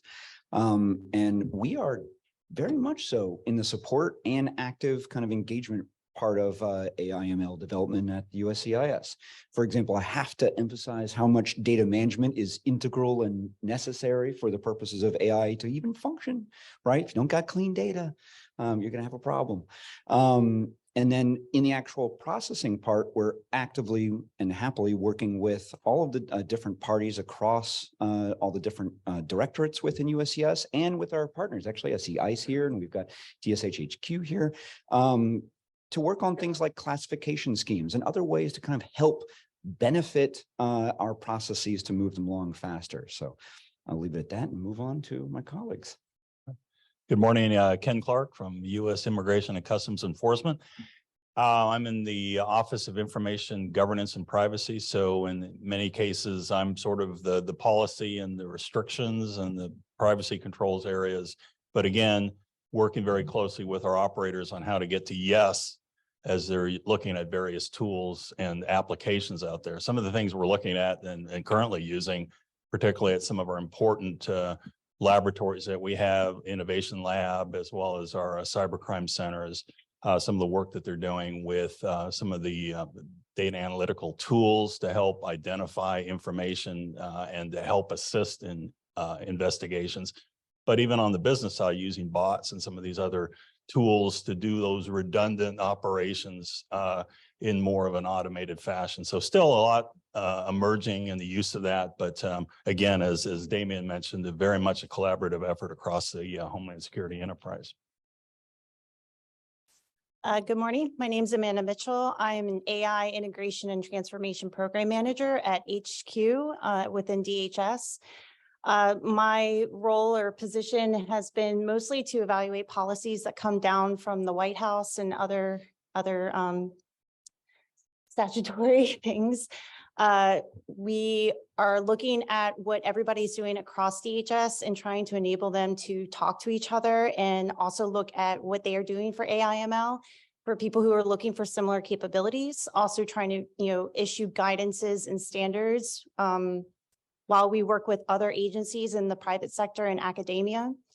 And I'm happy to be up here with you guys. Look how on the ball the rest of the panel is respect to FARs, that they have one chair separation between themselves and industry. Isn't that awesome? I was brewing that joke for 15 minutes. That's farm to table jesting right there. Igor Yablokov, I lead a company called Prime. Now, Prime was the code name to Alexa. Why? The last company I founded was Amazon's first AI-related acquisition that gave birth to the things that are haunting your kitchens and bedrooms now. So I'm the blame for that. I didn't think it would go into your bedrooms. Well, I'll be sure to throw some industry questions your way. Please. One love here.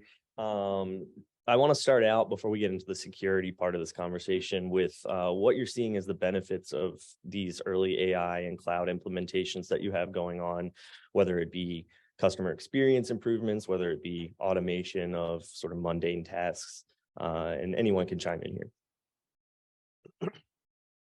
I was gonna say you have the benefit of headaches. Because to get any kind of AI or ML in place, as the panelists will probably mention, data is huge. Restrictions to data, restrictions to sharing it. It's continuity, it's provenance, all that fun stuff. Headaches. For us at the State Department, we're looking at on the security side, we're looking at using AI, and we are using elements for evaluating the assets in our systems. So using natural language processing, just to give you an example, I'd say maybe 10 years ago, we may have had an incursion by an unauthorized actor on some of our emails within our system to figure out what they got. Essentially, what was the impact of that? We had over 100 Foreign Service officers reading through millions of emails to make a determination, how impactful is this to national security, foreign policy, and reputation of the department or an individual. And years later, we were able to, unfortunately, have something similar happen, but we're able to take a lot of the information we learned from what was risky and what was not and apply it to an ML AI situation. So we are now able to automatically tell you once the email's written, what level, what's the value of that email at this point in time. And then our hope and dream is to be able to take that and put it in context. So we can say, hey, the negotiation stance for the US with the Russians on oil, this is our red line, and it's in an email. And if that gets out today, before the president talks to the Russians, it's extremely valuable. But Friday, after the conversation's already happened, it's not worth much, right? So we recognize the value of data is dynamic, and we need the AI to basically react to that as well and give us in real time the value of all of our information in our systems while we're protecting it, so that our ISSO and all of our security folks know how much money's in the vault and where do I need to spend my time and resources to protect this part of the vault or limit who has access to this type of information until next week, right? That's what we're using. We're using it now for security reasons. Actually, I've heard multiple things from Walter, the speaker before us, and Todd here and whatnot. So a lot of fun convergence on topics. And I'll put this way, I feel like we've found, and I'm speaking right now, I'll make this as an emphasis, I'm with the CDO, and our CDO in USCS is a bit unique. We're actually not part of the OIT, we're actually on the business side. So I'll speak from that perspective. AI, I'd say with us and with some of our colleagues has been that proverbial diffusion of innovations theory adoption curve, right? We got all excited and thought it was going to solve every problem known to mankind, and it just doesn't, right? And then it came down and we got depressed because it didn't solve anything. And actually, dang it seems like that very prescriptive rule-based algorithm was actually going to do the ticket for us, and that fancy AI thing didn't do jack. But then we came back and realized, no, actually, we're at a point where, like any terrain in the universe, there's peaks and there's valleys. And we found that actually there's peaks all over the place. There are use cases, whether it's in cybersecurity, in the role of zero trust, got to mention that for today, right? Or in our operations. And certainly, again, I think from a CDO's perspective, while I think a lot of speakers may talk about how, and you read in articles that people for security want to shield and isolate data all over the place and not share it. That is inherently just not going to facilitate the role of AI. You need to have data sharing, right? You have to have data management. So I'm going to bring that up, but also the data sharing to get it in one place. And if we have found in any way, shape, or form, good solutions, it's where all the data were in a common location with zero movement. So you think data mesh, you think data fabric, these different topics, but situations where you can get all the data to be visible in a single place, secure and stable, but in a single place, or else the discoveries by our business users just don't happen. And I can think of at least 3 right off the top of my head, situations within our offices where the discovery of a beautiful thing that saved thousands, if not hundreds of thousands of hours of man time in working products were all because of moments when our IT and business worked together to get data into a consolidated central location where suddenly the discoveries were possible, right? You could join 2 pieces of data you couldn't join before, and voila, we suddenly noticed you could solve a problem, and that's beautiful. So if there's anything I wanted to emphasize here in a couple aspects, one is AI does have a place, and we'll probably get to other questions you got. It does have a place, but you've got to have the data with good management for security, but you got to have it in a place where there's still freedom of movement, to have it in a place where those wonderful moments of serendipity and discovery can be made, and you can do it. So if there's any last tadger or bow I'll throw in that statement is, I love the fact that, when we all started with a lot of this in the federal government 20 years ago, there weren't things like crypto delete easily accessible in a lot of different areas. There weren't ready out of the box. Like now you've got AutoML, and you've got, it's built into Databricks, it's built into SaaS, it's built into SageMaker and AWS, it's built into a number of things. You can be not to say, right, a no-code person, but you can be a no-code person and actually explore and discover this stuff and find beautiful moments. So anyway, there's been so many advancements now. You can be secure, you can have shared data. You don't have to lock the stuff down, and you can still achieve your goals with zero trust. So anyway, I'll stop right there before we babble on too much more. Offward. Dave, do you want to go next? All right, just to add to what Damon, because I think many of us have obviously used AI tools, and I've found, and consistent with what Damon's talking about, is I see AI as being a benefit in helping us to be better humans, more efficient, more effective in our roles. For example, I think everybody in industry, our partners in industry that working with contracts knows that, contracts are huge, 100 pages, so many different redundant forms that are important to be part of contracts. But again, you have to have the repetitive process. And I think that's where bots and other types of tools can come in handy.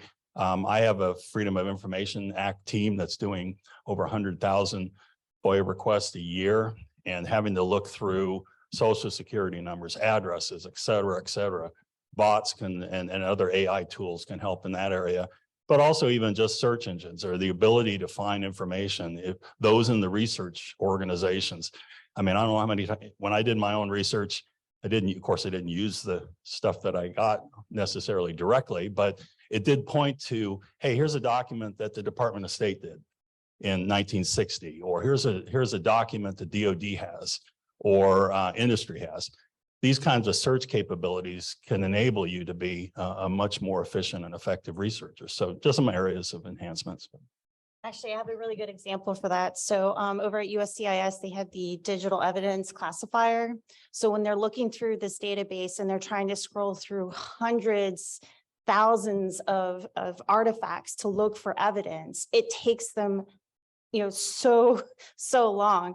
Well, they developed ML to tag high volume and high impact evidence. And they saved about 24 million page scrolls, which estimated to be about 13,348 hours saved. How amazing is that? So what they did is they doubled cases with a 30-day adjudication rate from about 30% to about 58%.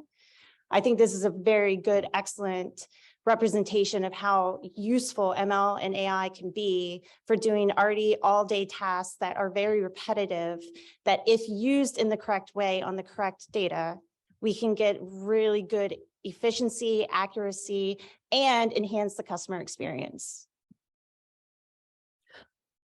Now I want to shift to our policy folks for this next question. I wanted to get your sense, because Amanda, you actually mentioned on our prep call that an important part of realizing the benefits of these tools is that you have to implement them properly and correctly and safely. So what advice would you give on the policy end of things for ensuring sort of ethical, trustworthy AI implementation? Wow, that's the big question, isn't it? I would say get the right people in the room for every step of the process. Sometimes we just focus on the technical side of things. So we just get the, and I'm talking to both sides, right? If we develop policies, we sometimes just have the policy people and the policy representatives from the components, right? And then we'll have a sprinkle of the technical SMEs. Same thing on, developing the product, right? We just have the technical people in there. And what we didn't do is we didn't get the policy, privacy, CRCL people involved when developing what is even the purpose of developing AI. Then you get the technical people saying, okay, is this AI or ML even going to be the correct answer for the problem you're trying to solve?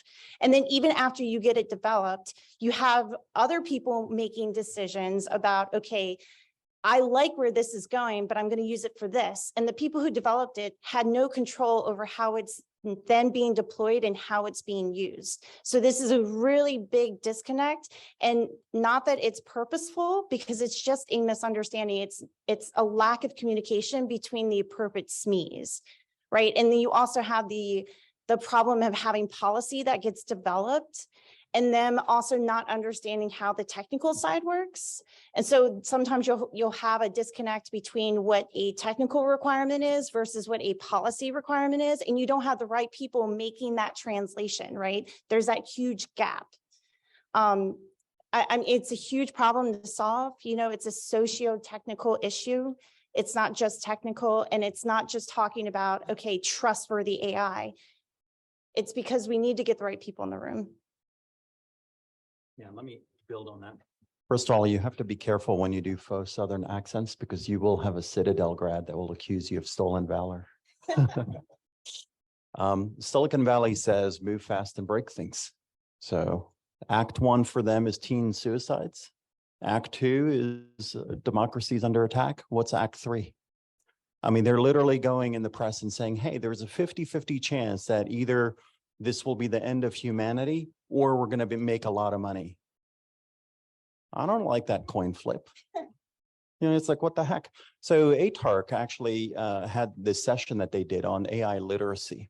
And I actually spent half of the session, and I kid you not, talking about my great-grandparents and my grandparents and my parents, where I grew up, and all these things, before I even started my career at IBM and eventually the last company in this company, and all the stories of different decisions that we were doing on ESG, right? For instance, nobody had to tell me that urban and rural populations were underrepresented in AI. It was just the right thing to do. I looked at this on our last platform, and I just started developing models for them in order to hit the accuracy levels so they would enjoy these products as well. Nobody had to shame me, to do that. It was just the right thing to do.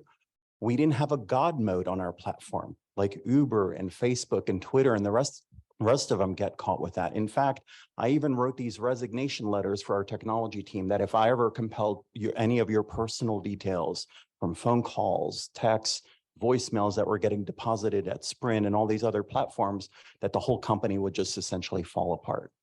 I knew what it meant to actually safeguard your personal resources. And the reason why I'm mentioning this stuff and building on top of what you said is we spend so much time talking about the tech and what it can do and all these engines and the models and this and that and blah, blah, blah. We need to be actually asking about who, because there's no regulations. You kind of have to trust me as your last line of defense in some ways, because me and my team have our mitts inside the engines and the models and things of that sort. That's why it's really important that it doesn't matter what you put on a piece of paper as regulation. And it doesn't matter what checks and balances you think you're putting in code. At the end of the day, it's literally an organic carbon-based life form that's tilting things in one direction or another. You have over 100 million people using ChatGPT, right? Let's assume 1/6 of them were in the US population. 6% of the US population works in DoD. That means you have over 1 million of your compatriots that have touched it. What percentage of them have leaked programs and classified information that you don't know about? Great. I thought I was gonna sleep tonight. You can if you use us. Yeah. I want to open up the floor to questions in a second, but one final question for me before we do is what challenges are you experiencing when it comes to securing these tools that you're rolling out? Is it on the data governance front? Is it on the data privacy front? Where are your biggest pain points? I'll leap out. Sorry, is this on? I'll leap out with a little statement because actually there was a wonderful synergy between, again, multiple comments here. I'd love to emphasize that in terms of getting over those humps. A while ago, there's, I think, a wonderful collaboration between our OIT. In particular, I was working with our CTO at the time. So CTOs, yay, thank you. And we recognized, hey, right, AI has been here for a while. It's a deviation from statistics. It's coming, it's going. We're going to be here. And clearly, we're going to need some privacy and OCC statements and kind of pre-established language and understanding about the boundaries for what we're doing. So we might as well start now. Even if we don't have the AI solutions in existence, we know there's some general premises that are going to have to be there. Now, we started working together on those and starting doing basically a communications program with our privacy and OCC folks right off the bat years ago. But we also went with it with a mindset of reuse, repurpose as a philosophical kind of orientation, right? Why reinvent the wheel if it's already been done, right? To some of these points, right? If NIST already came out with a really good set, why redo it? Don't, right? So we tried to, as much as possible, go around, pilfer that policy and law that exists out there. And as things develop, add to it. But again, reuse, repurpose, use what's already been developed, but also have high engagement with our privacy. And then I feel like in OCC, and I think that's a wonderful place where a champion on the business side of the fence working with OIT can both collaborate together to be the technical experts explaining and in literacy, data literacy, helping other folks to understand what's happening behind the black box, because it's not really a black box. There's things you can understand. There's traceability and explainability going on in there. So demystifying the operations and having that collaborative business side partner to really work through and facilitate the discussions amongst all the different parties. So you can be online by the time the tech actually comes online. So anyway, I just thought I wanted to emphasize that there's a lot of wonderful collaboration that can exist between these two sides of the fence. And if there's any last statement I'd say is to reemphasize I've heard here is requirements. And I'd kind of like to suggest that the challenges we're having right now are really in, okay, regulation and of course the concerns of over-regulating and limiting innovation. I mean, AI is suffering, I think, the same thing that the viral research is dealing with gain of function and other types of research requirements that are out there. You do have to have some level of regulation. But the question is right now, it's all over the map. And, we talk Chat GPT, what did Italy just do? They said, okay, we're done. We're going to stop right now. EU now is looking at new legislation, new guidelines on how they're going to deal with AI. I mean, it's in some ways, who's going to do it? Is it going to be the State Department that's going to champion that? Is it going to be the White House? Is it going to be Congress? It could be all the above. Industry working with the government. But I think that's one of the biggest challenges right now is how we're going to be able to innovate. And I think some of that really needs to be, okay, what are we trying to do? If you look at the speeches from Steve Jobs and what he did with the development of the iPhone and such, you're seeing that, looking at what are the needs out there and what the clients and customers want, and then trying to work towards those requirements, but not going too far out beyond that, because it's not going to be, of course, financially sound for any business. But you do need to have some level of understanding where are we going in AI and what regulations we need to have across the board to safeguard that technology. Yeah, and it's not like there's a lack of stuff that's out there. I mean, we've been talking about this for a very long time. Actually, I would say it's content overload. There's so many policies out there. There's so many guidances. I mean, how are we supposed to look up every single thing that every person ever wrote about AI, especially as it's evolved tremendously over the years? I mean, if you look at policies right now, you'll see an overlap of the requirements versus, the latest executive order of 13960 overlapping with the AI American Act of the NDAA. They have an extreme overlap of the requirements, except for each time you'll see that each policy on AI gets a little bit more specific about one thing that they want to try. But then you get the panic across the agencies of, oh, I have to adjudicate our rules and regulations to this policy, then this policy, then this policy. It's overwhelming. It would be great to have that one standard, that one guidance, right? And to his point, let's not reinvent the wheel. We have experts out there who've already done this. So why are we trying to develop more documents about documents that have already been created based off of other documents? You know what I mean? Like, can we stop writing more documents? Can we just pick one and follow one? That would be great. Yeah, so, all right. Ricky Gervais, right, had a movie, The Invention of Lying. That's what November represents. All right. So most of us can be loosely put in a bucket of being technologists. And our gold standard was that the systems that we would develop emitted truths to our end users. That's it, period, paragraph. That's all we did for a living. And now you have this thing where stuff gets spewed out and now it's getting sued for defamation and things of that sort as well. You have this thing that people think is so performant and knows everything about the world. And go ahead and ask it where I was born, right? It's not Moscow, newsflash, but that's what it tells people. And that's exactly what ended up happening to that mayor. It ingested a whole body of knowledge related to how he actually prosecuted folks that were bribing folks. But it actually said, instead of him creating arrests, that he was arrested for that same charge as well. So it's the way that you have to see it. And I know I mentioned this at the last ATARC event.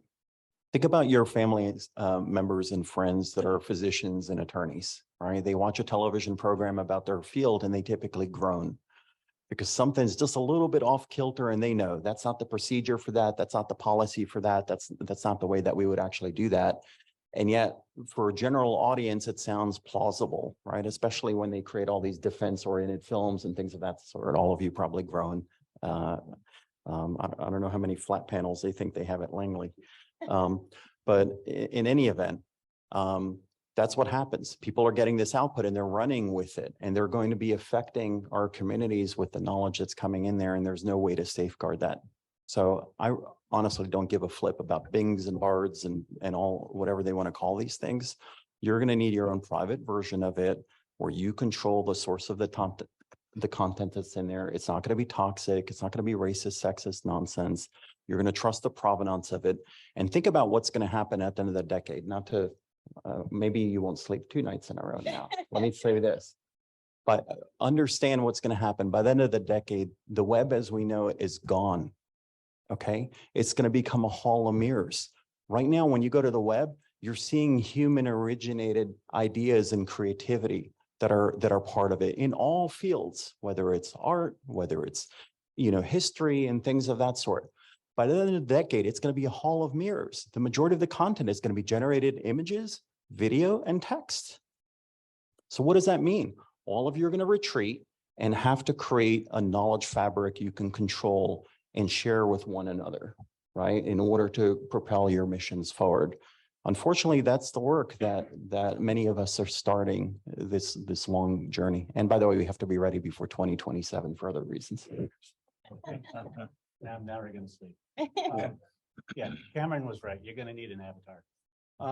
I would just say from our perspective, some of our challenges, it kind of is woven in everything that was said, is the literacy of the population that's actually deploying and implementing AI, right? So everywhere from the IT specialist to the contract officer trying to write a contract to get this into the building in the first place, to the security officer trying to figure out, well, if it's in a FedRAMP cloud, is it is it proper, or are there additional AI requirements that we need to take into account, like transparency and calibration and audits for that AI piece? Those are things that are not being asked, and the contract officers don't know they should be asking it. And then you have managers and executives above them saying, well, just get it in the building, right? So the literacy of the population that's really trying to bring it in tends to hinder or bring it in and mess it up at the same time. So that's one of our larger challenges. I want to open the floor to questions now. Oh, we got one right off the bat. That's great. Okay. Name and affiliation. Tom Sells with Pure Storage.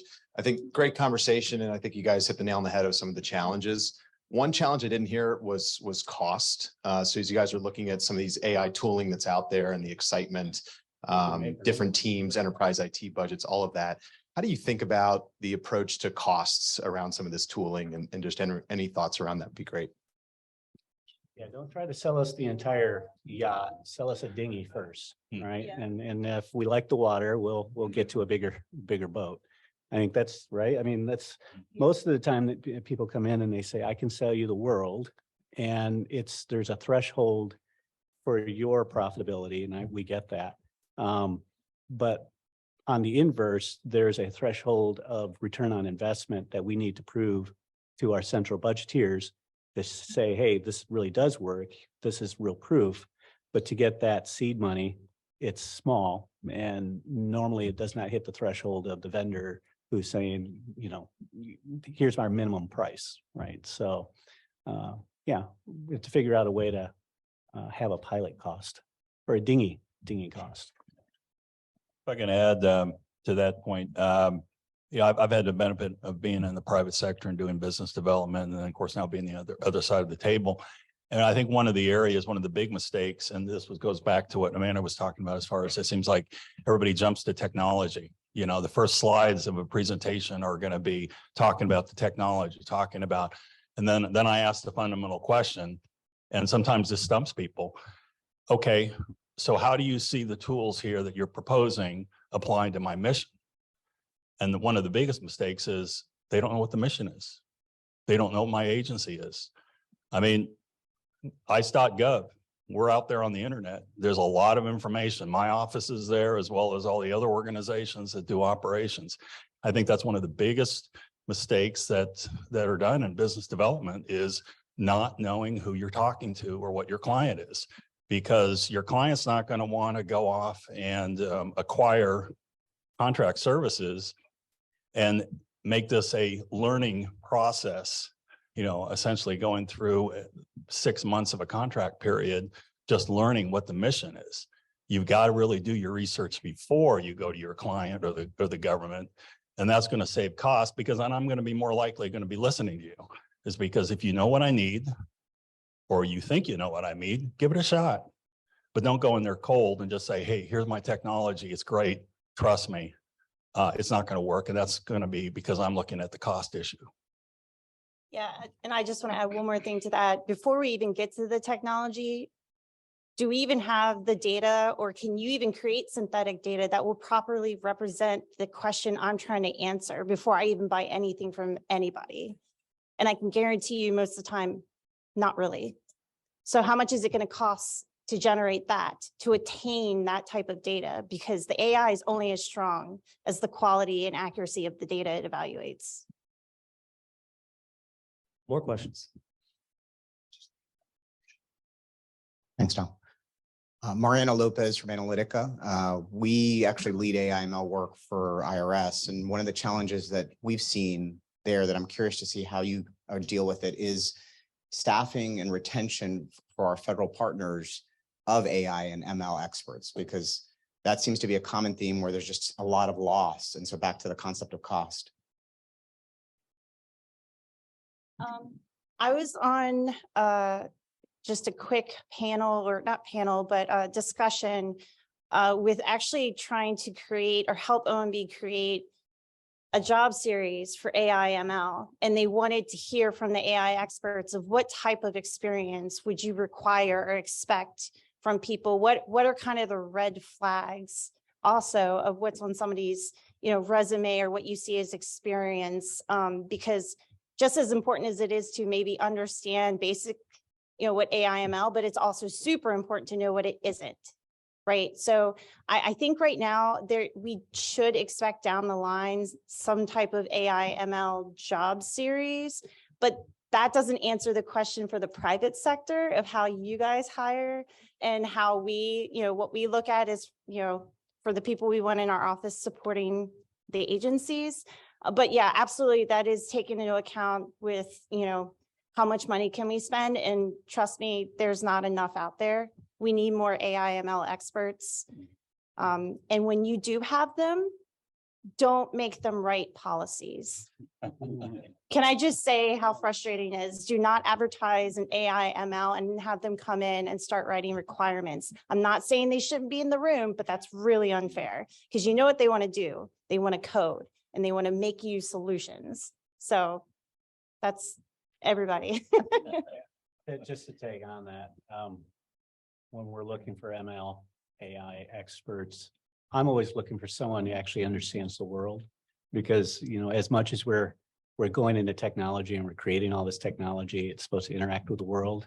And what I'm finding is I get a lot of data scientists and ML experts, and they know how to code, and that's what they've been doing. And, I'll grab a beer and a pizza and stay in the bedroom all weekend and code. It's great.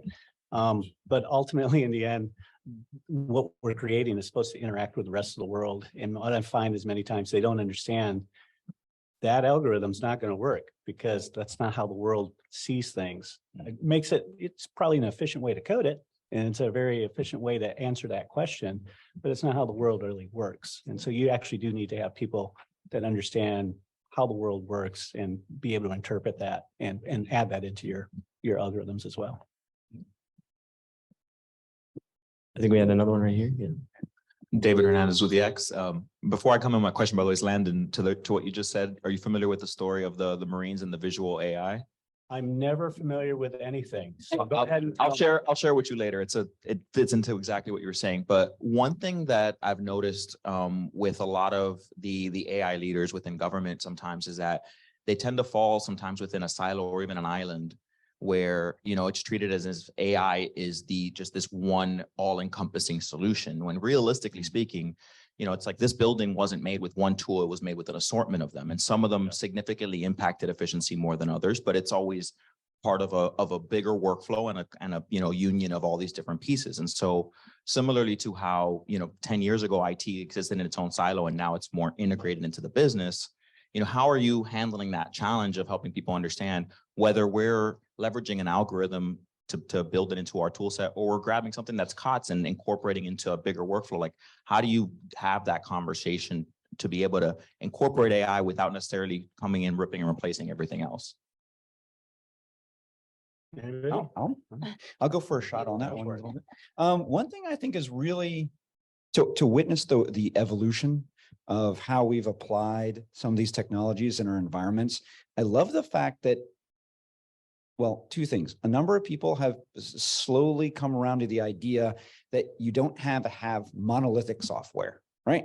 The idea of microservices, almost like object-oriented programming, right? Oh, hey, great. I don't need to have, right, the proverbial spell check embedded in one large program called Word. I could have spell check as its own separate program, and we could use that in 15 different situations. So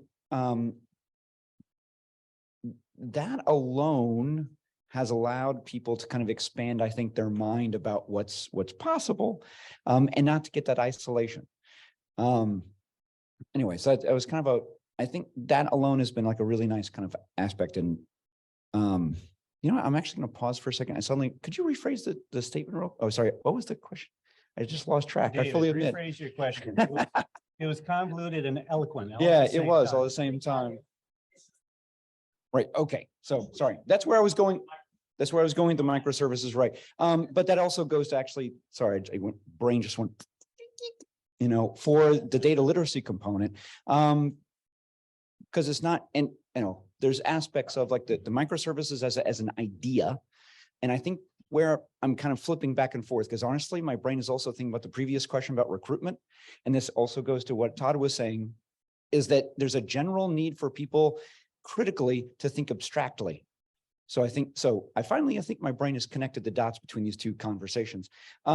Is that if we can't help people to think abstractly, and how you could apply single solutions to multiple problems and to think about ideas not as isolated single concrete concepts, we're never going to get over the hump.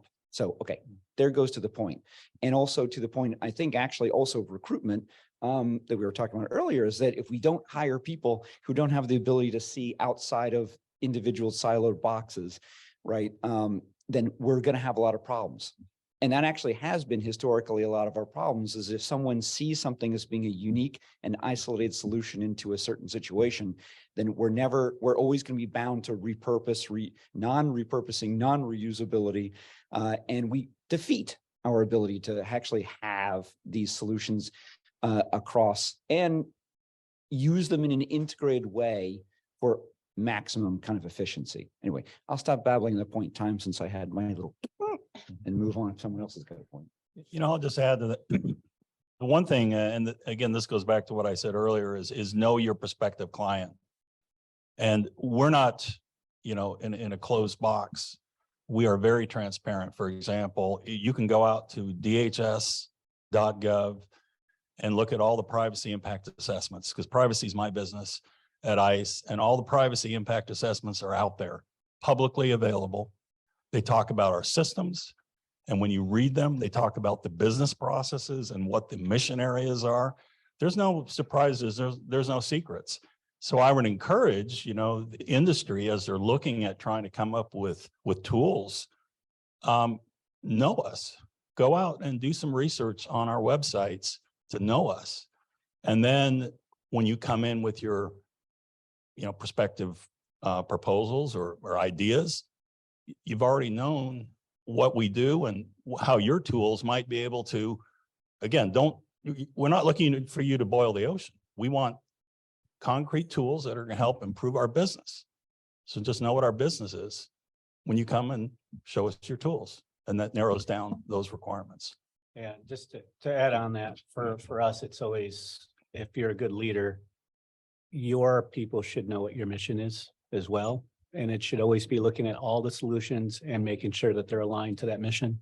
And, we always say, follow the money. For the department, for Department of State, it's what function is going on in this particular unit? How is it aligned to the larger mission of that bureau? How is that bureau's mission aligned to the department's larger mission? You should be able, your team should be able to go from each level and say, this is how we fit in and represent and support the Secretary of State or the President. And this is how we fit into that. If they can look at it from that perspective, then they can look at all the tools and solutions and say, hey, you know what? This might actually help that other unit over there as well. But you have to be a good leader as well. Just make sure your people understand that. Yeah, and to his point, yeah, everyone usually follows the money, but I can tell you that is shifting.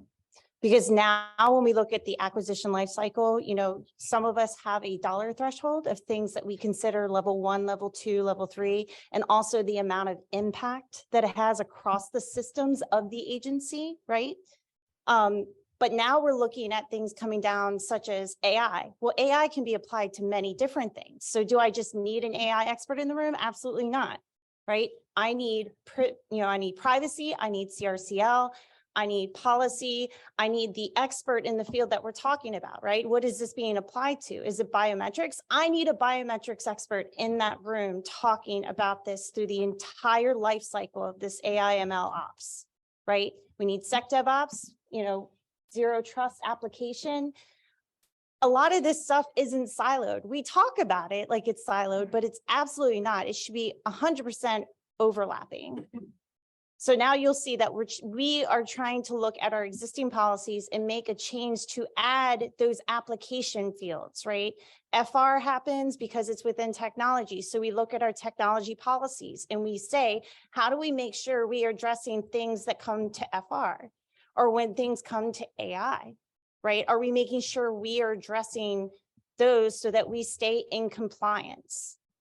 So once again, get all the right people in the room. Don't work by yourselves. Don't work in a silo and don't work in a vacuum. I do think that's a good note to end on. We are at time, but if you I see that we have more. Can we get questions. one more? Yeah, One more in? absolutely. Jake Wayman, Army G8. I work for the CDAO for business mission area. My question is, in addition to a data science, how important do you think that decision science is for AI integration? Huge. I actually, I was telling somebody this earlier today. Christmas parties, right? Yeah, the parents are always talking to other parents. And I'm like, so what's your kid doing? It's, oh, it's going to law degree, it's going to law school. And, let's say someone's like, oh, going to get a medical degree. My kid's doing medical. And there's always that one parent that kind of is very sheepish, but with their kids studying, it's usually like philosophy, right? This is the day and age where if you're a philosophy major, you actually have a job. I mean, you have AI, you have ethics, you have decision-making. You're trained to think about this. This is the time a philosophy major can excel. So to your point, decision-making is extremely important, and looking for people that you normally are not bringing into the field, into the table, that's exactly what you should be doing. So yeah, this is definitely the time to be a philosophy major. Yeah. Unless that philosophy major is running Palantir. Okay, thank you to our panelists for everything. This has been a great discussion. I'll flip things back over to Tom. Hopefully you guys have time to stick around and answer more questions that I saw in the audience, or if you just need more nightmare fuel from Igor, find him. Thank you, Dave. That was fantastic. Appreciate it. A round for the panel. Okay. So next we have with us Sharif Said, who's co-founder of a company called and CEO of Esalytics. And he's going to be talking about the power of automation and data analytics. And I know he's working on the ATARC platform, which is one of our partners. But come on up. And if you need to carry a conversation, if you don't mind just taking it outside, it'd be. Yes. We get excited about these panels. It's like for me, it's the hardest thing is to stop people from talking. It's like impossible. I want to keep it going forever, but we have time limits. But welcome. Thank you.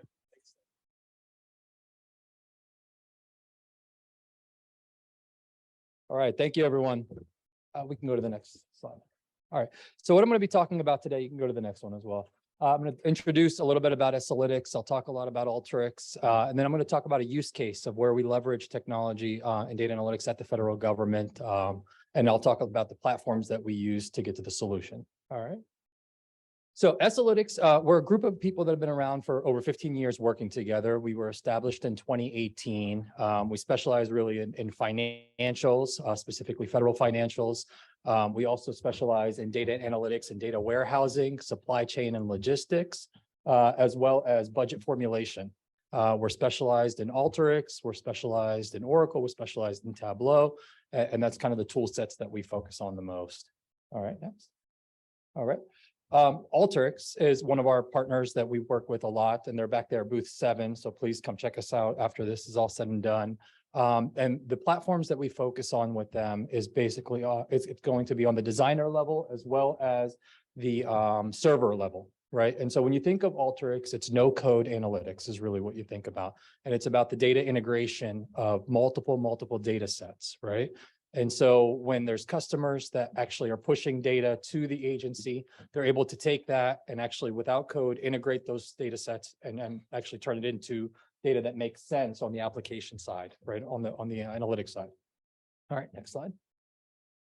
So as I mentioned, these are the tool sets that Alteryx has. And again, the Alteryx team is actually back there, so they can talk about it much better than I can. But where we actually used our technologies was going to be on the server side as well as on the designer desktop side. All right, next.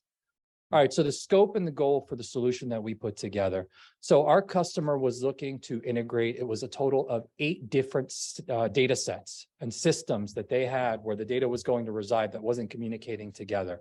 They wanted us to take that data set, integrate it together, and then create these dashboards for them so they can have better insight into their data, right? And so what we did was, not only that, they wanted us to take it from on-prem to the cloud, right? And so that's a scary thing for the federal government when you're saying, all right, we're going to the cloud, right? At least it was.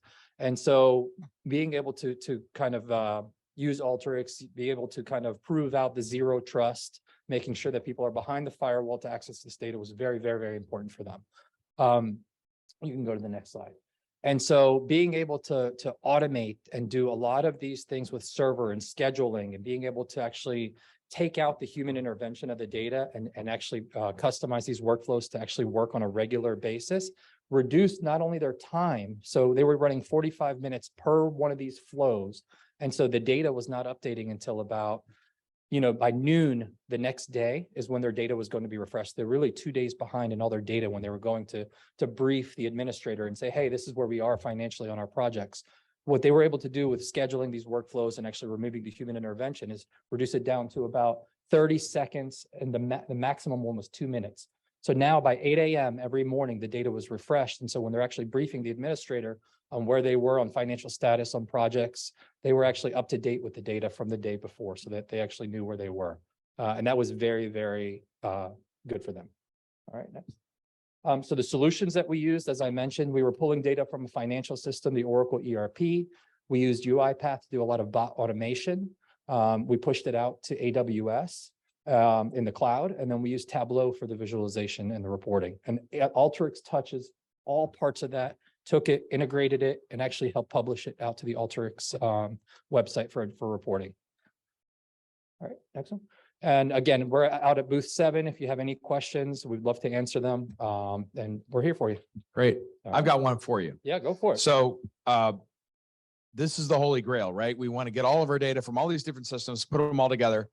That you made it look easy. What are the inhibitors to actually doing that you've run across in your career, and you've been doing this for a while? Yeah, absolutely. So access to the data, right? Every one silo of data, or every single silo of data, is run by someone that manages that data, and they don't want to share that data wholeheartedly, right? They're like, no, this is our data. This is my domain. I could give you pieces of it, but I'm not going to give you the whole thing. So being able to be a trusted advisor to say, hey, listen, we know how to handle the data. It's very important for them to know that, and then also to be able to give it to you so that you can actually take a whole story and make the data make sense. Great. All Thank right. you. Round of Thank you. applause. Fantastic. Good stuff. All right. Last panel of the day. And we've got Fed News Network. Jory Heckman, reporter for Fed News Network. Come on up. You got your panel. And Jory, Jason hasn't around, but I heard they're getting rid of like AM and Tesla and other vehicles, GM, I think. So, I know you're masters of all media, but I've always been used to you on the AM radio. Yeah. Right. Thanks for that, Tom. And thanks to all of you for sticking around for the final panel of the morning here. I know the coffee is still brewing here, so hopefully that's keeping you guys engaged. While our panelists keep coming up to the stage here, I'll give you a quick plug, a data and AI podcast that I've been working on for about a year now. It's called All About Data. One of the recent guests was Eileen Vadrine, the Chief Data and AI Officer for the Department of the Air Force. So that's a highlight there. And pretty soon we're going to have the first Chief Data Officer for Diplomatic Security, Rachel Wong. So stay tuned for that one. All About Data is the name of it. It's got my face on it, back before I had a beard, but it'll still be me, I promise. And so without any further ado here, I'm going to tee it off with our really great panelists here. Got a lot to talk about when it comes to AI ethics in the federal government. And I'm going to give a quick introduction to everyone, but I'm going to give them an opportunity to tell us a little bit more about themselves and their agencies in a moment here. We have Suman Shukla, the Data Management Section Head for the U.S. Copyright Office, Scott Beliveau, the Acting Chief Data Officer for the U.S. Patent and Trademark Office, Nicole Willis, the Chief Technology Officer for the Office of Inspector General at HHS, Chakib Shrabi, the Chief Data Scientist for the National Technical Information Service at the Commerce Department, Tony Bosey, the Interagency Programs Manager for VA's National AI Institute and present company. So we are going to get started here. Please, everyone, introduce yourselves and just tell me by way of that introduction, just what is front of mind when it comes to AI for your particular agencies. Chakib, we can start with you. Sure. Is it on? Can you hear me well? Okay. There we go. Oh, it's working now. Great. Hello, everyone. My name is Shakib Shreibi. I'm Chief Data Scientist at NTIS, which is a bureau within the U.S. Department of Commerce. We have actually a unique mission in the federal government. We provide data innovative services to federal agencies to deliver on mission outcomes. And how we do that? We do it with through a public-private partnership with industry, academia, and nonprofit organization. And we help assist them deliver on data-driven challenges and objectives that that federal agency want to tackle. So we provide them with quick access to resources, talent, and expertise. And this, of course, this is very timely. And as part of the government, so since we work on what we call agreements, it's a Fed-to-Fed agreement, we make sure that they actually implement those solutions in a responsible way and according to the directives and the policies in place in the government. We have been working with several federal agencies that include the Department of Human Health Services, the Department of Defense, the Department of Homeland Security, Labor, and others. And I will be pleased to share some of those use cases with you today. Thank you. All right, thanks for that. Scott, over to you. Oh, test us. Not sure how these microphones work. Hi, I would start with an apology that we're the panel that's holding everybody up from lunch. So hopefully there's some entertainment going on with it. Anyway, I'm Scott Belliveau from the United States Patent and Trademark Office. Our mission as part of the USPTO is to timely issue high quality patents and trademarks for all the cool stuff that you see around you. Like there's probably about 300 patents on this phone alone. What that ends up kind of translating to is receive about 1 million trademark applications, about 500,000 patent applications for everything under the sun. And within those patent applications, and this kind of ties back to some of the importance of AI, all of those applications describe something, blah, blah, blah, lots of legal. And then it comes down to a sentence, one sentence, and that is, I claim, and you describe what your invention is. That claim or that sentence could be worth $1 billion. I mean, there are examples of claims worth that much money. So within the USPTO and particularly language models, which I'm sure we'll touch on at some point, we're very interested in how we can make our mission or accomplish that mission of high quality patents, trademarks more quickly in the context of $1 billion sentence. And how do we get those $1 billion sentences out to the marketplace to be commercialized as quickly as possible so we can have all the great things around you. So in that end, my job is, often wear a lot of different hats. I'm not technically the chief acting data officer anymore, but I do have a lot of other data hats. So usually I'm the data guy. I do a lot of stuff, public data dissemination, our AI programs, as well as our internal data analytics efforts and all kind of cool things surrounding that. Pass along. Nicole, over to you. Good morning. I'm Nicole Willis. I'm the Chief Technology Officer with the Department of Health and Human Services Office of Inspector General. We are the largest Office of Inspector General office for the federal government. Our mission focuses around promoting the economy, efficiency, and effectiveness, and the integrity of health and human services programs and protecting the services, health and human services, so all the people that we serve. And to do that, we do have to ingest a large amount of information on the healthcare and human services programs run throughout our organization. In my role, I am a key partner to our Chief Data Officer.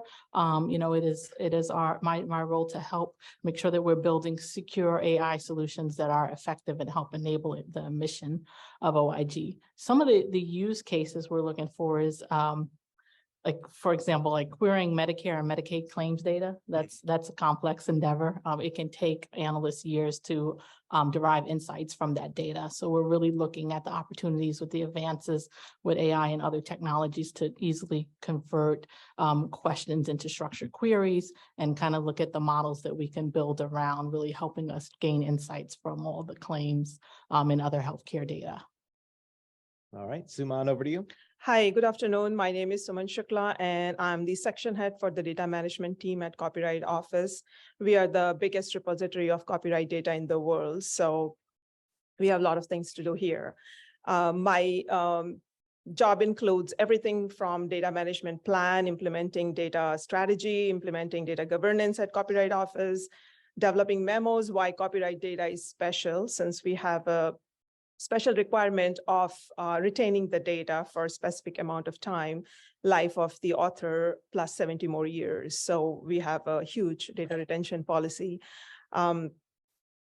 We definitely need to be ahead in the game of AI, since lots of work that is being registered do include some of the work that is done by AI. And the basic principle of copyright is anything that is copyrighted has to be a work done by a human authorship, has to be creative and fixed in a specific medium. So anything that is part of AI is not copyrightable. So we have to be ahead of game in that sort. So we have recently published some guidelines and policies and our take on how the AI work will be registered, which is on copyright landing page on the AI modules. So if anybody wishes to look at it, that's a page to go. So we definitely need to be there. When I'm not trying my brain with copyright data, I am actually creating things that I can copyright. So that's where my take is. Thank you. All right, and Tony, take it away. Sure. So the National AI Institute has AI in its name, and that's not a misnomer. We do a lot of AI. I suggest there's probably like 4 main areas. I'll burn through them really fast. The big one is using data better for our practitioners, getting them more accurate, more reliable data in a way in their hands to use in the field through things like dashboards, something called our digital command centers, our big one. We're doing a lot with machine vision specifically when it comes to researching how to do better care beyond just data for care.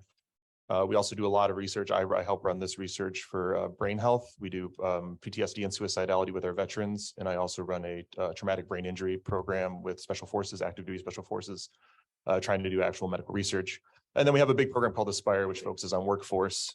We are very concerned, which concern might be an overstatement. We're very cognizant of the fact that AI is a high skill, high impact technology, and the people who are going to be using it, particularly when it comes to the VHA, when it's lives in medicine in question, we need to be very certain they know everything they need to know to do what they need to do accurately, reliably, safely, et cetera.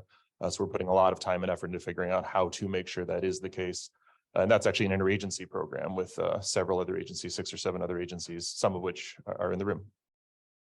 Okay, great. Well, thanks everyone for telling us a little bit about yourselves. And when we're talking about AI ethics, I know earlier today, there were some references to ChatGPT. It's on everyone's buzzword bingo. But what we're really looking at in this day and age is AI being something that there is a lower barrier to entry for folks to experiment with it, to toy around with it. And Suman, I think you said something really interesting a moment ago about copyright offices, but the U.S. Copyright Office having to make clear that a copyright is something that is unique to humans, that AI generated material is not yet something that is something that you can copyright. So just let's maybe dive into that a little bit more, like in terms of the considerations of what the future holds here. How is that an emerging concern for your agency? Sure. So the basic rule of copyright is you can only copyright something that have a human author. It's not generated by machine or an animal or non-human entity. So it has to be a human entity. It has some creativity to it. You cannot just copyright a number or an alphabet or a shape or something that's predefined. It has some creativity to it, and it's fixed in a medium. Copyright does not register anything that is an idea, concept, or a methodology. It's more like If you have an idea, if you write a poem, or if you think about something, you write it down and register that, or it has to be a medium of expression, whether it's a painting, it's a poetry, it's some kind of a medium that you express, it's fixed in that format, and that's copyrighted. And nowadays we are seeing lots of registration that comes with part of human creations. That includes AI generated, maybe something like AI generated paints or art, or some kind of algorithm behind the scene, which is being registered at Copyright Office. We saw some things like, for example, I'll give you an example of the monkey taking a picture in woods, and that came for registration. And through the examination process, that was not actually a work of art done by a human being. It was done, somebody accidentally left their camera in the jungle, the monkey took it and took a picture, and he brought it for copywriting. That's not copyrightable. That's not a human work of art. So similarly, there was recently in news, you guys might have read that somebody registered a picture AI generated that was, a huge controversy. If you want to read, you can read on the copyright page. I wouldn't go into the specifics. I'm not a lawyer and not the authority to talk on that, but things like that, people register, but they do not publish this information upfront. They fill the application and they will say, oh, this is my work of art. Sometimes it's hard to catch whether the work was done solely by the human being or there was some AI included in that. If we do not proactively know about that, or if we do not know what things could be used to generate certain specific things using AI, that might be the work might be registered, and there might be a litigation following that. So it's important for us to know how AI can be used in creative works to make sure it does not follow the litigation or unjustified registration of certain things people can take advantage of, or it could impact the fair use of copyright materials. So we are exploring that area. It's unknown for us too. And a lot of things we are soliciting information from the users to make sure that we are in that game and doing right things there. Okay, and Scott, I realize that with this wild west of generative AI that we're now living in, that this also has pretty big implications for USPTO as well. Why don't you tell us a little bit about what's front of mind for you? So I think building upon our friends also in the intellectual property space, yes, because both patents, trademarks, and copyrights are all part of intellectual property. I think we're struggling, or we're working on sort of very similar things where an inventor is defined, I think there's some court cases surrounding it, as a person. So a question, that we're also sort of working with and discussing but we're also the innovation office. So we want to promote innovation and new things and not necessarily say you can't use tools X, Y, Z. So a question we're sort of working on, and there's a number of sort of out there for requests for comments on some discussion points, is how much can a machine be involved in the process without necessarily saying that the machine is a quote unquote co-inventor, because you can't have a machine as a co-inventor. So, a lot of times in the, today's transactional, an attorney, an inventor will give the idea to an attorney. The attorney will take that, idea or invention disclosure statement and craft it within, kind of the metes and bounds or the language of patent language, which if anyone's ever read is quite fun to read sometimes. And so if that's okay, well, if I use a person with I almost said the word, now I have to take a drink, with a generative AI model, to what extent do I have to disclose that? Or if I don't disclose it, am I in trouble? Because then I didn't disclose the full true inventorship. So it is certainly, it is something that I think there's a lot of good policy discussion surrounding, relating to it. And I'll say the other, which kind of goes to the larger maybe AI and society question. It was actually, I don't know if anyone's familiar with Professor Crouch, Dennis Crouch from Pat Leo, had a great comment of like, so if we take away the idea that the inventor is this person toiling away in their garage and working hard all day long, and we kind of say, well, we'll let the machine do it, what as a society are we going to lose? You know, we may gain additional ideas, concepts, constructs, but as a person inside that dream of the person working, toiling away in their garage for hours and hours, making something new, bettering their life, we're kind of putting a little bit of a damper on that to say, well, if you got a better, if you got a really cool access to compute power, that's just good as equal. So that's another kind of question we're certainly discussing or looking at balancing. Okay, thanks for that, Scott. There's some big ideas, big consequences when it comes to AI. Tony, over to you. You outlined some really exciting use cases of what AI can and does do to help our veterans in this country when it comes to healthcare. I know the VA has a lot of kind of thoughts on paper in terms of PII, what do veterans personal data can and can't be used for. When that rubber hits the road with AI, what are some of the considerations that you guys unpack with that?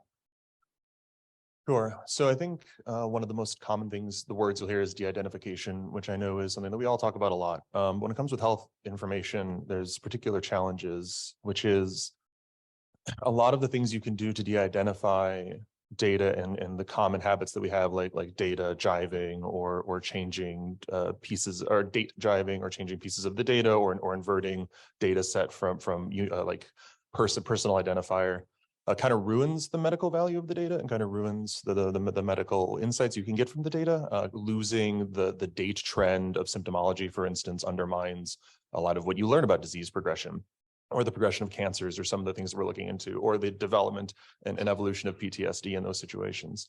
So on one hand, we want to keep as much of the information identifiable as possible, because we need to keep track of the patient and the research. And if we find something that we need to inform the patient of, we need to figure out who it is we need to go inform them of.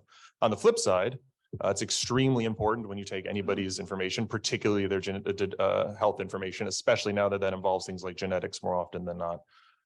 You want to make sure that it's extremely, extremely secure, and that it's de-identified, and not just de-identified, but de-identified in a way that conceptually should not be re-identifiable, that you have deep contractual protections that not only should it not technologically be re-identifiable, but you have the force of law to convince anybody touching the data that they shouldn't try to re-identify it. Right. So we have this strong burden of law and principle to really protect our data and our veterans' data to the utmost. But we also have this mission and this slightly, I guess, academical burden, but really a mission burden also to advance the research and do better for the veterans in the future. And I think that's our big priority, is that protection of PHI, but also one of our biggest hurdles to doing some development at times can be that protection of data. Okay, thanks for that, Tony. Nicole, over to you. The whole name of the game of AI over at your agency seems to be just a force multiplier for the workforce, being able to comb through that data, flag things that don't quite look right. And, once those things are flagged, you can further investigate them. Maybe walk me through kind of that process, how, the auditors, the investigators are using AI to do that important work. I mean, I think there's been a lot of, it has been a great false multiplier. I mean, we're looking at using kind of, the right technology for the right type of problem. So we're also applying things like RPA and hyper automation. But we really work closely with our business partners, meet with them often, really trying to understand the types of questions and challenges they're trying to the answers they're trying to answer around, where we can find trends, things like fraud. There's a lot of, as the pandemic came, of course, there was a lot of increase in activity around fraud related to COVID. So there was, we had to cull through a lot of data in social media and a lot of data that the different organizations of HHS were processing around testing vaccines. So it's just really been really helpful to help us be able to also multiply our workforce and get those insights from all of that data quickly. But we're also, concerned about the protection of that. We're looking at really kind of having a comprehensive risk framework around that, and really make sure that that we're protecting the security and privacy of that data, that we are transparent on how that data is being used when we pull it into HHS OIG, but to also make sure that we're using data sets. We're trying to minimize bias in our data sets to make sure that those data sets that we're using are comprehensive and represent accurately the populations of all of the HHS programs. Okay, you hit on a couple of things we'll get back to in a moment there. Shakib, this is obviously an area where there is a lot of exciting potential, but it is the kind of thing where agencies really want to make sure they have good guardrails in place before a promising use case goes awry, goes off the rails, things of that nature. What are some of the top concerns in your mind, and what is NTIS doing to kind of provide that sense of that sense that this technology is something that is important for agencies to use and something that is safe for them to use? Yeah, I think it's very important to put this discussion in a larger perspective and the proper context. Context is extremely important in artificial intelligence. And the way to look at it is exactly what been said by our panelists here. AI is really transformative, awesome technology. It has a lot of potential benefit for us. But at the same time, of course, it presents a lot of risks. So, those benefits and risks are really like very contextual based on the task that you're trying to perform. There is a lot of potential benefit in healthcare, in manufacturing, in transportation, in manufacturing. So, we talked about generative AI models. So they have the potential of harvesting a lot of data and coming up with speed and accuracy that has never been seen. So, and coming up with a lot of help for us to do the proper decision that we need to address, including in fraud analytics that HHS is trying to handle, and it's huge. It's humongous. I mean, the Department of Mental Health Services are actually supervising a budget. It's the largest civilian sector, right? It's a budget about $1.5 trillion. So they have a lot on their plate.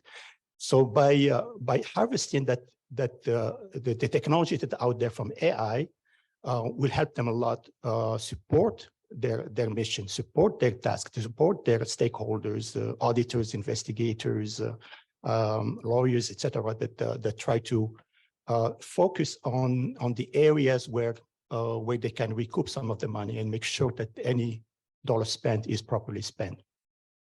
So what I see here is that with the development of generative AI model, interstellar life, I see it as an AI accelerator. It's an accelerator that helps us achieve tasks, but at the same time, and thankfully, it has actually accelerated the debate that we have been for years. It's not new, the discussion about risks. And I would like to underline some of the efforts that are out there in the government. I mean, the federal data strategy has been acted about 2 years ago. We already implemented 2 action plans in there. There is, of course, the executive order 13960 on promoting trustworthy AI. There is the blueprint for the AI Bill of Rights, and another executive order on racial equity and making sure that AI help underserved community as well. So there is a lot of initiatives and efforts. The issue, and we all agree on the major principles. We want to be AI. We want AI application to be aligned with our values. We want AI to be transparent, to be explainable, to be fair, to be accountable. The problem is that we don't have a universal approach. So we have those principles in place, and we are looking for best practices. 2 weeks ago, NIST has released a website a portal where actually has put all the information that they've been working on for 2 years on the AI risk management framework that provide a playbook and guidelines for all agencies and any organization to follow to try to make sure that to put those guardrails And it's a risk-based approach. So basically what they recommend is to have governance of all the AI application in place. So you have to have a governance structure. And then from there, you can analyze the risk and try to mitigate the risk and monitor that risk. It's an ongoing process, and it's it's a continuous process that the agency have to do and complete to make sure that the AI applications that are powerful are actually implemented as they are intended, without breaching any privacy issues or being biased or have a discriminatory effect. Okay, great. Well, I'm going to circle back to a point that Nicole, you made about bias in the AI. I think that is something that is front of mind for a lot of folks when we talk about AI ethics. I'll let anyone take a first crack at that. You know, what are your agency's chief considerations when it comes to, you know, making sure that the AI algorithms that are fielded are free of bias? I'll take on that. So definitely AI bias is a major thing that we must consider. We don't even know. Unknowingly, we just experiment on a specific set of data sets or specific group of information that we do algorithms. We unknowingly create something that focuses to just that data set, which excludes the rest of the population. And so whatever outcome we bring or implement it to any environment doesn't give you the right answer because it's looking for only those data sets or those informations or algorithms pertaining to those information. So we are not being fair to the rest of the population. This could lead to a right decision or a wrong decision based on which environment it's being put to. So AI bias is a very important thing that we must consider as per the policy. We don't even know. There's simple things like, you know, simple things to consider. What data we have, what data sets we need to include, what answer we are going to answer, what questions we are answering, and which information we are looking for. We focus on people, process, and technology. I believe in people, process, and training.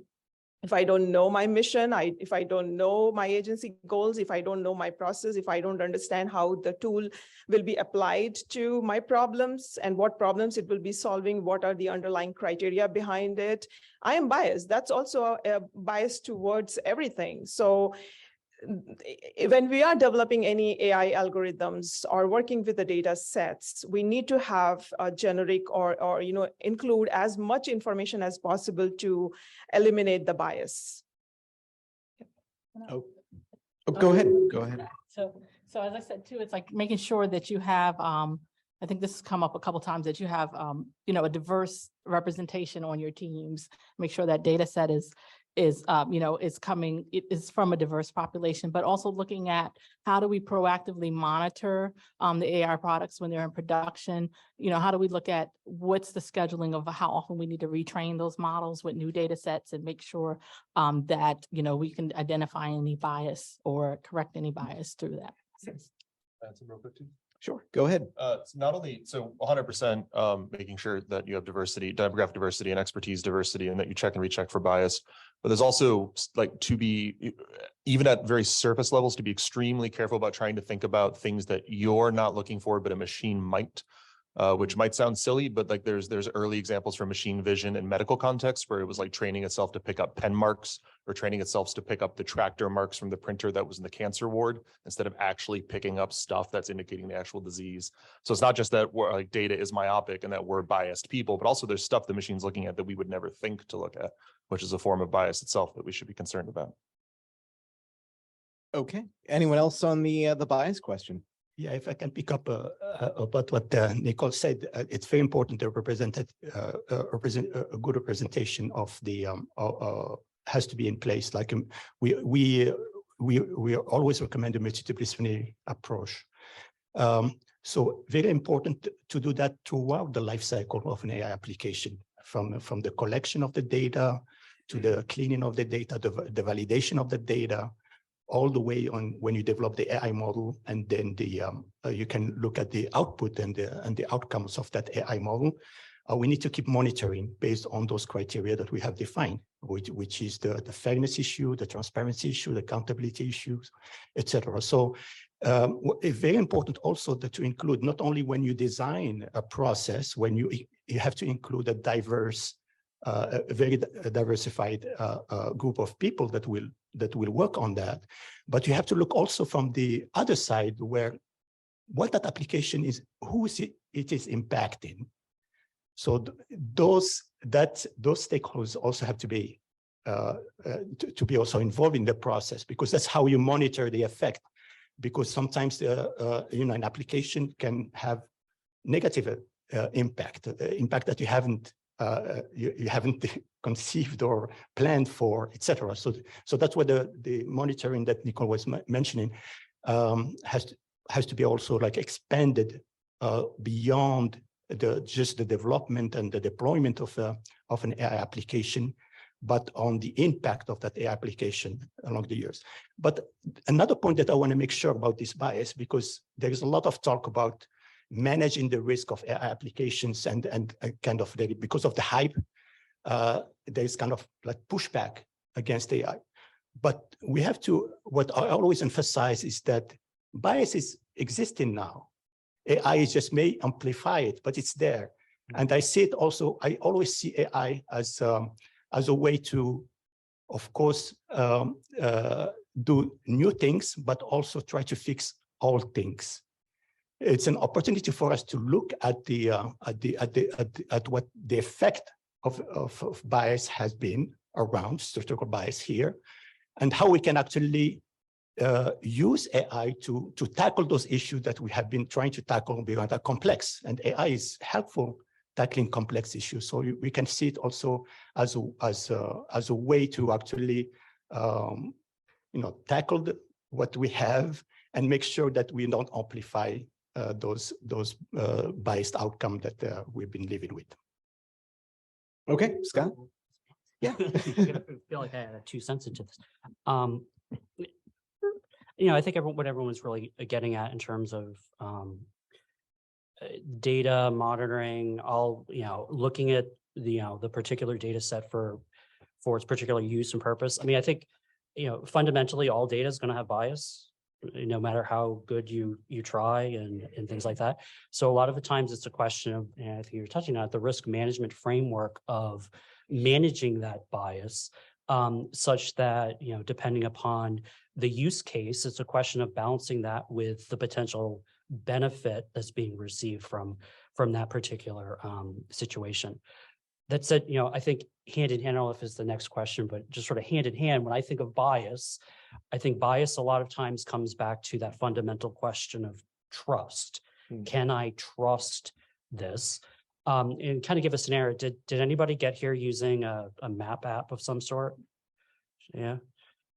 Did anyone actively think about when it said to go left, maybe I shouldn't go left? Yeah. So one TP, right? So, okay. So I'm looking at traffic. I'm not paying as much attention because I'm easily distracted. If I think back to, going back years and years and years, AAA, the triptych. Anybody remember the triptychs? with like the orange highlighter and the person highlighted it and they just flipped it over. You just kind of did the driving and, you were excited when you got to the next page. You didn't ask the question, probably didn't ask the question, why is it sending me this way on this yellow highlighter? Or you asked the person when they made it, why it was like that. So at what point, and then we have TomToms and all those other things to what we have now. At what point can you think about, when did you stop asking that question of, do I trust this? That is telling me the right, maybe it was telling you to go left because it didn't have any traffic data going left and it needed to figure out if there was a block, to monitor everything. So, a lot of times in this AI, when we get to bias and questions like that, there's always the question of, and I think it was Hemingway who said, you have to trust something first until, to learn if you can trust it. And I think that's where, in a lot of our bias and other journeys that we've been kind of touching at with a lot of this emerging technology of when, can we, knowing that there will be bias, knowing that it may not give us, let's say, accurate advice per se. Is it at a point where we should start to trust it such that the value add of the automation, the benefits and things like that kind of outweigh of, well, let's give it a chance. Now, in our agency, we are kind of giving it a chance, and the way we're doing it in analogous lead to driving, we're keeping the person in the loop. The fundamental decision as to whether to go left or right is absolutely in the driver's seat of the examiner. And that's how we're trying to mitigate that bias as well as build that trust to sort of train, we're also learning lots of data from our employees and things like that to make it a better product experience, to help be an assistive technology, getting them to sort through lots of data.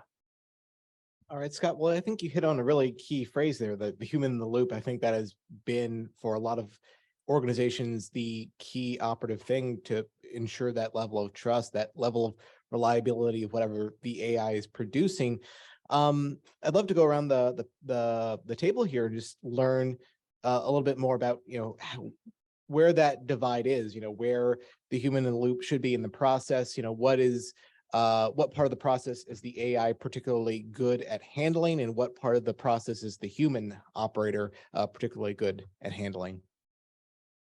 Well, I will go with that with a follow-up on Scott's discussion about how much we trust. I very much believe we definitely need our data literacy and AI literacy to be the key of this whole thing, because just like if I was driving a month back, I did not update my map app and it took me to a park and says destination reached because there was a new construction and there was a different, detour route, and I wasn't aware of that. Similar, it's a very simple example, but if I'm not aware where the whole AI process is going, or I do not understand my own data and how to use it, it will make a huge impact. It could be negative, it could be positive. So for me, data literacy and AI literacy is very important. Just like I just discovered, data is key for AI, but do we know does anybody know if data can be copyrighted? No, it cannot be. As per US law, data is just a compilation of facts and you cannot copyright your data. But if you put it into a creative way in a database, you can copyright your database and, use it. But again, if you cannot copyright your data, how do you stop people from using it in a specific way? License your database or license your creative data to be used and monitored into a right way, not in a wrong way. So there is a need for people to understand how much they should be involved in this whole AI generation process. Okay, thanks for that, Suman. Tony, I'm seeing some vigorous head nods over there. Yeah, well, I mean, so Suma just said my favorite word, which is about increasing literacy. If you have a human in the loop and that human doesn't know what they're doing, or worse, knows just a little bit about what they're doing, that's functionally not having a human in the loop, or worse, just having a human in the loop creating problems. So there is a big deal about, if we're going to talk about humans in the loop as something that is better than the AI and less biased than the AI, more efficient than the AI, which, as somebody who taught college for over a decade, I'm just a little suspect of personally at the top. But if we imagine that adding the human in is increasing something, we've got to make sure the human knows what they need to do and has the value in things. That's why we have our Aspire program, and that's why we emphasize that at the NI. And then a little bit more is, I also think AI learns a lot. To touch back a little bit on the cancer diagnostics, that was learning about pen marks and about poorly made printers instead of learning about cancer. Right? I fear and figure that if we make too consistent, too rudimentary our notion of what a human in the loop looks like, we might accidentally train ourselves or train the AI into finding ways around the human in the loop. So when we build systems, or at least when I build systems, I try to make sure that there's opportunities for a human to walk around and tap any part of the system at any point in the need, almost like the barrels sitting in a winery getting sampled or in a distillery getting sampled as they get closer and closer to readiness, so that there is no part of the system in which anything can be hidden, and there is no expectancy that certain things will or will not happen on given dates or to different parts of the system. So complete access by an informed individual, I think, is the best way forward. All right. And Nicole, as far as that human in the loop for, OIG, how is, it seems pretty clear in that particular use case we keep coming back to that, the AI in this, particular case is getting a first pass on that data, that incoming Medicare, Medicaid fraud data, but then it's the really well-trained auditor that's taking over from there. Yeah, I mean, I think even with the even if we didn't have AI and we were doing it, we still have that like the model, like we have the auditor and investigator, inspector, being that. And so I think we're learning a lot. We're doing a lot of like experiments and proof of concepts to really look at basically, when to have that human kind of oversight and all that. But the indecision right now is with that auditor and evaluator investigator. I think as we kind of learn more and advance more and trust the technology more, we can kind of back off of that as that progresses. Okay, great. And Chakib, over to you. And as far as that human in the loop, where do you think the balance is optimally struck between the AI and the human operators? Yeah, absolutely. I think like the other panelists made very clear, human in the loop is extremely important in when developing AI applications. The problem that is lacking is where are the best practices?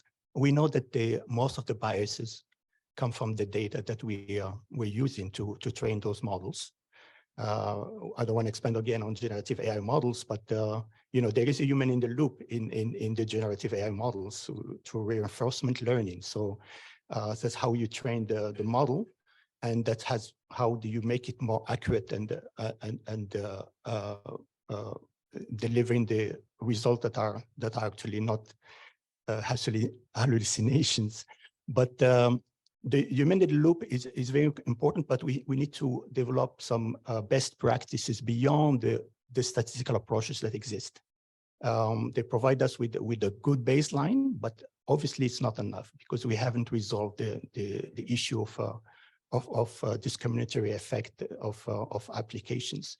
There's a lot of data that is already corrupted out there that we keep using, etc. So how we validate those data sources, and when we involve a human in the loop, like our panelists mentioned, there is a need of data literacy and data training, a better understanding about how to collect the data, how to analyze the data, how to clean it, how to check it for bias and lack of representativeness. So all of those issues need time and effort, and there has to be a concerted effort, and then best practices in place that need to be included to be successful. Okay, well, I see we're getting close to time here. So Tom, if you want to keep an eye out on hands for anyone with questions, while you're doing that, I'll just give one final question to our panel here. It seems like there is, and Chakib, you pointed this out earlier, some of the documents that we've seen, NIST's risk management framework, they went ahead and said that's the 1.0 necessitating future 2.0s and 3.0s somewhere down the line. We've seen a slew of executive orders on this. The demand signal is pretty clear that this is something agencies need to work on and do it well. But in terms of the current policy framework that we have, are there things you would like to see more of, things that have not yet been made clear from a rules of the road standpoint that you'd like to see more focus on, if anyone wants to take that? Well, I will say that White House issued the AI Bill of Rights, which is very, I would say, high level. That does not include much direction about intellectual property or anything related to that. So there are policy and procedures that government has issued, but it's not, one size fits all. Every agency, every project, every program has a different need for AI and different levels of AI.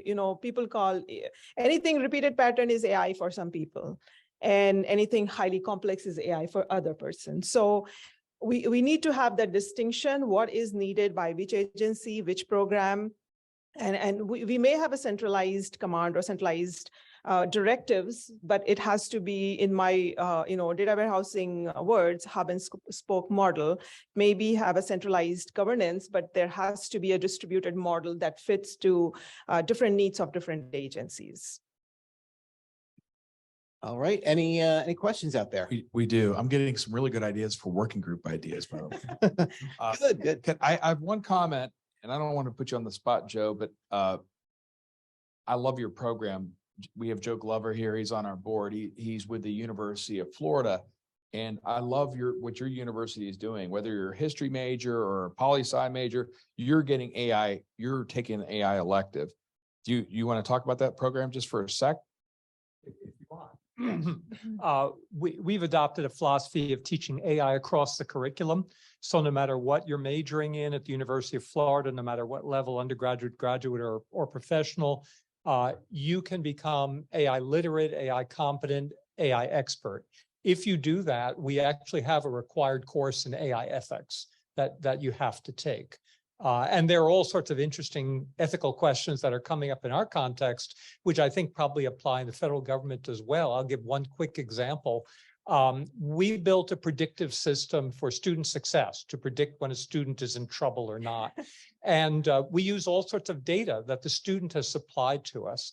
And we've been harshly criticized by some AI ethicists that the student gave us that data for the purposes of admission to the university. Now we're using it in another context, which they think is a little bit unethical. So that's a debate that we're actually having. So I'll give it back to you, Tom. Great, thank you. I think we have maybe time for maybe one question. My name is Krishna Chari from Exans Business Solutions. My question is about copyright. We have platforms like OpenAI's DALL-E and other platforms which generate very realistic images from existing data, art. Can you speak about your efforts for detecting copyright infringement and copyright protection in this case, as there's going to be a rapid proliferation and also very good art from that? Absolutely. So the basic law of copyright is it has to have a human authorship, and it has to have some creativity to whatever is being created, and it has to be fixed into a specific medium. In your case, you are generating AI image.